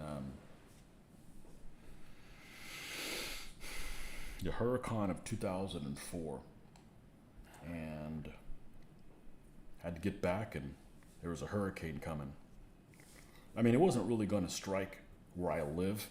It was going to get close to the area I was in Tampa, and people were just going to go ape shit, misbehave and stuff, act like, like the world is ending.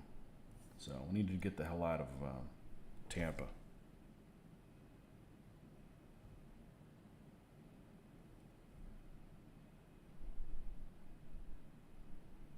In 2004.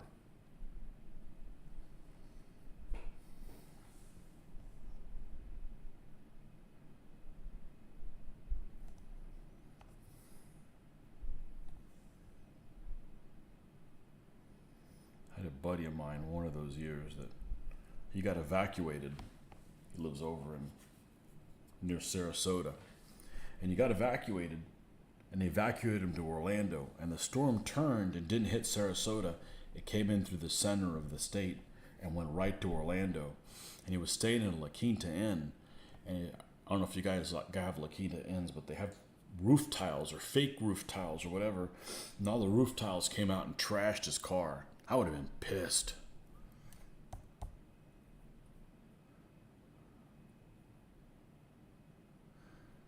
Hurricane looked cool too. Sucked at first with just 303s. Yeah, I had 8 of them though. And Hurricane was a decent plane.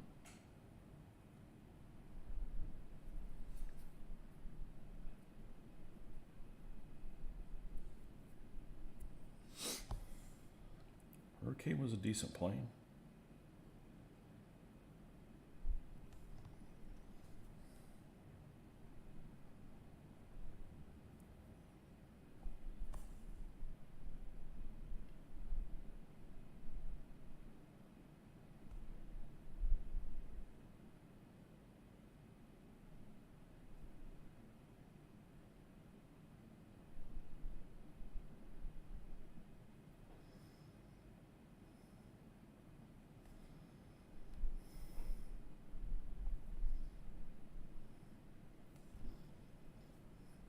The Finns used some of them, along with Brewster Buffaloes and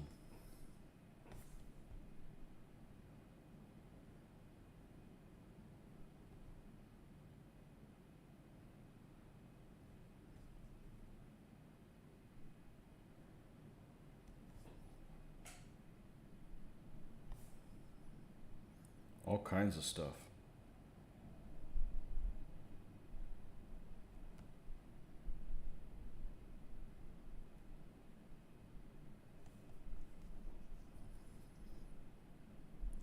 Brewster Buffaloes.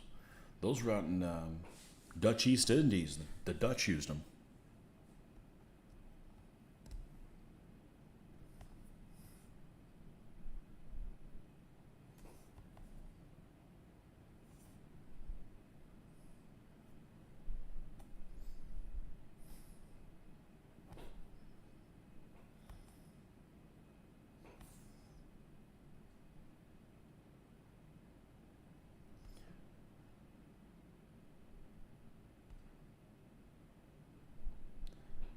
was watching an episode of World War II TV.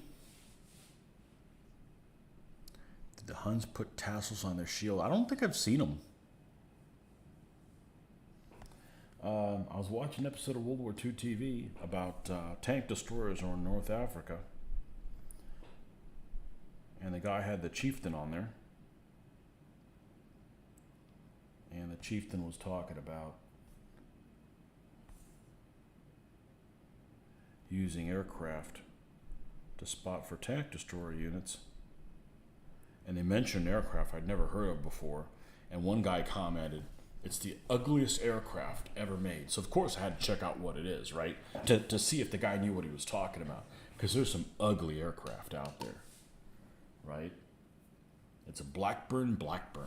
He's right. It's pretty. The best way to describe that aircraft is a cross between a World War I aircraft and that helicopter, that ugly is it a Sikorsky helicopter that they used?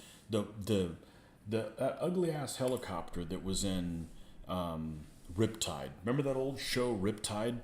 It had an ugly ass freaking helicopter. I think it was called the Screamin' Mimi or something like that. But it's an ugly ass freaking helicopter. Go check out that plane, a Blackburn. You'll see, yeah, that is an ugly ass plane. Extremely ugly ass plane. I'd never even heard of it. Heard of the Blackburn Skua. They even sank a German light cruiser in Norway. The Skuas. Got skewered by Skuas. Defiant? I don't think the Defiant was ugly. Not maneuverable. Had a turret in the back.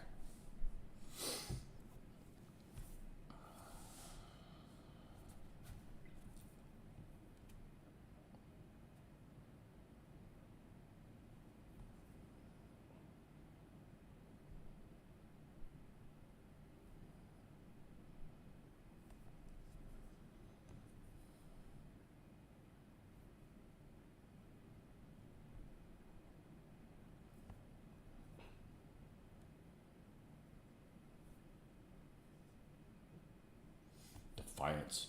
They were in one squadron, right? They were like defending Battle of Britain. They were up north.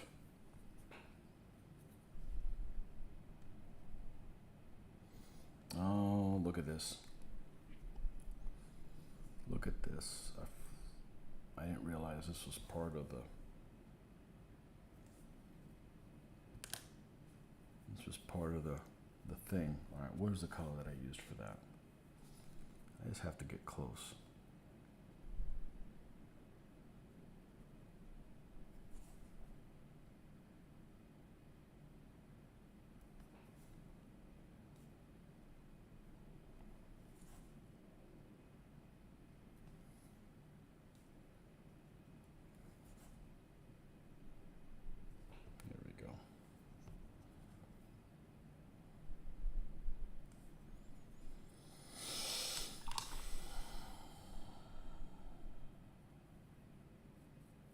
Turret surprise German night fighters. That's right.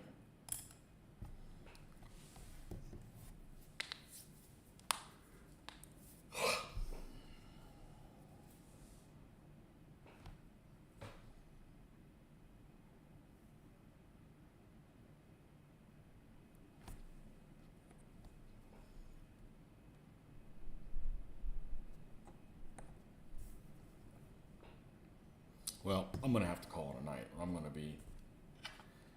be in no shape to go to work tomorrow. So, like I said, these guys will get done or they won't get done, and I'm not worried about it either way. But yeah, I can't be up till midnight. So, as always, thanks for stopping by, folks, and we will catch you guys soon. See ya.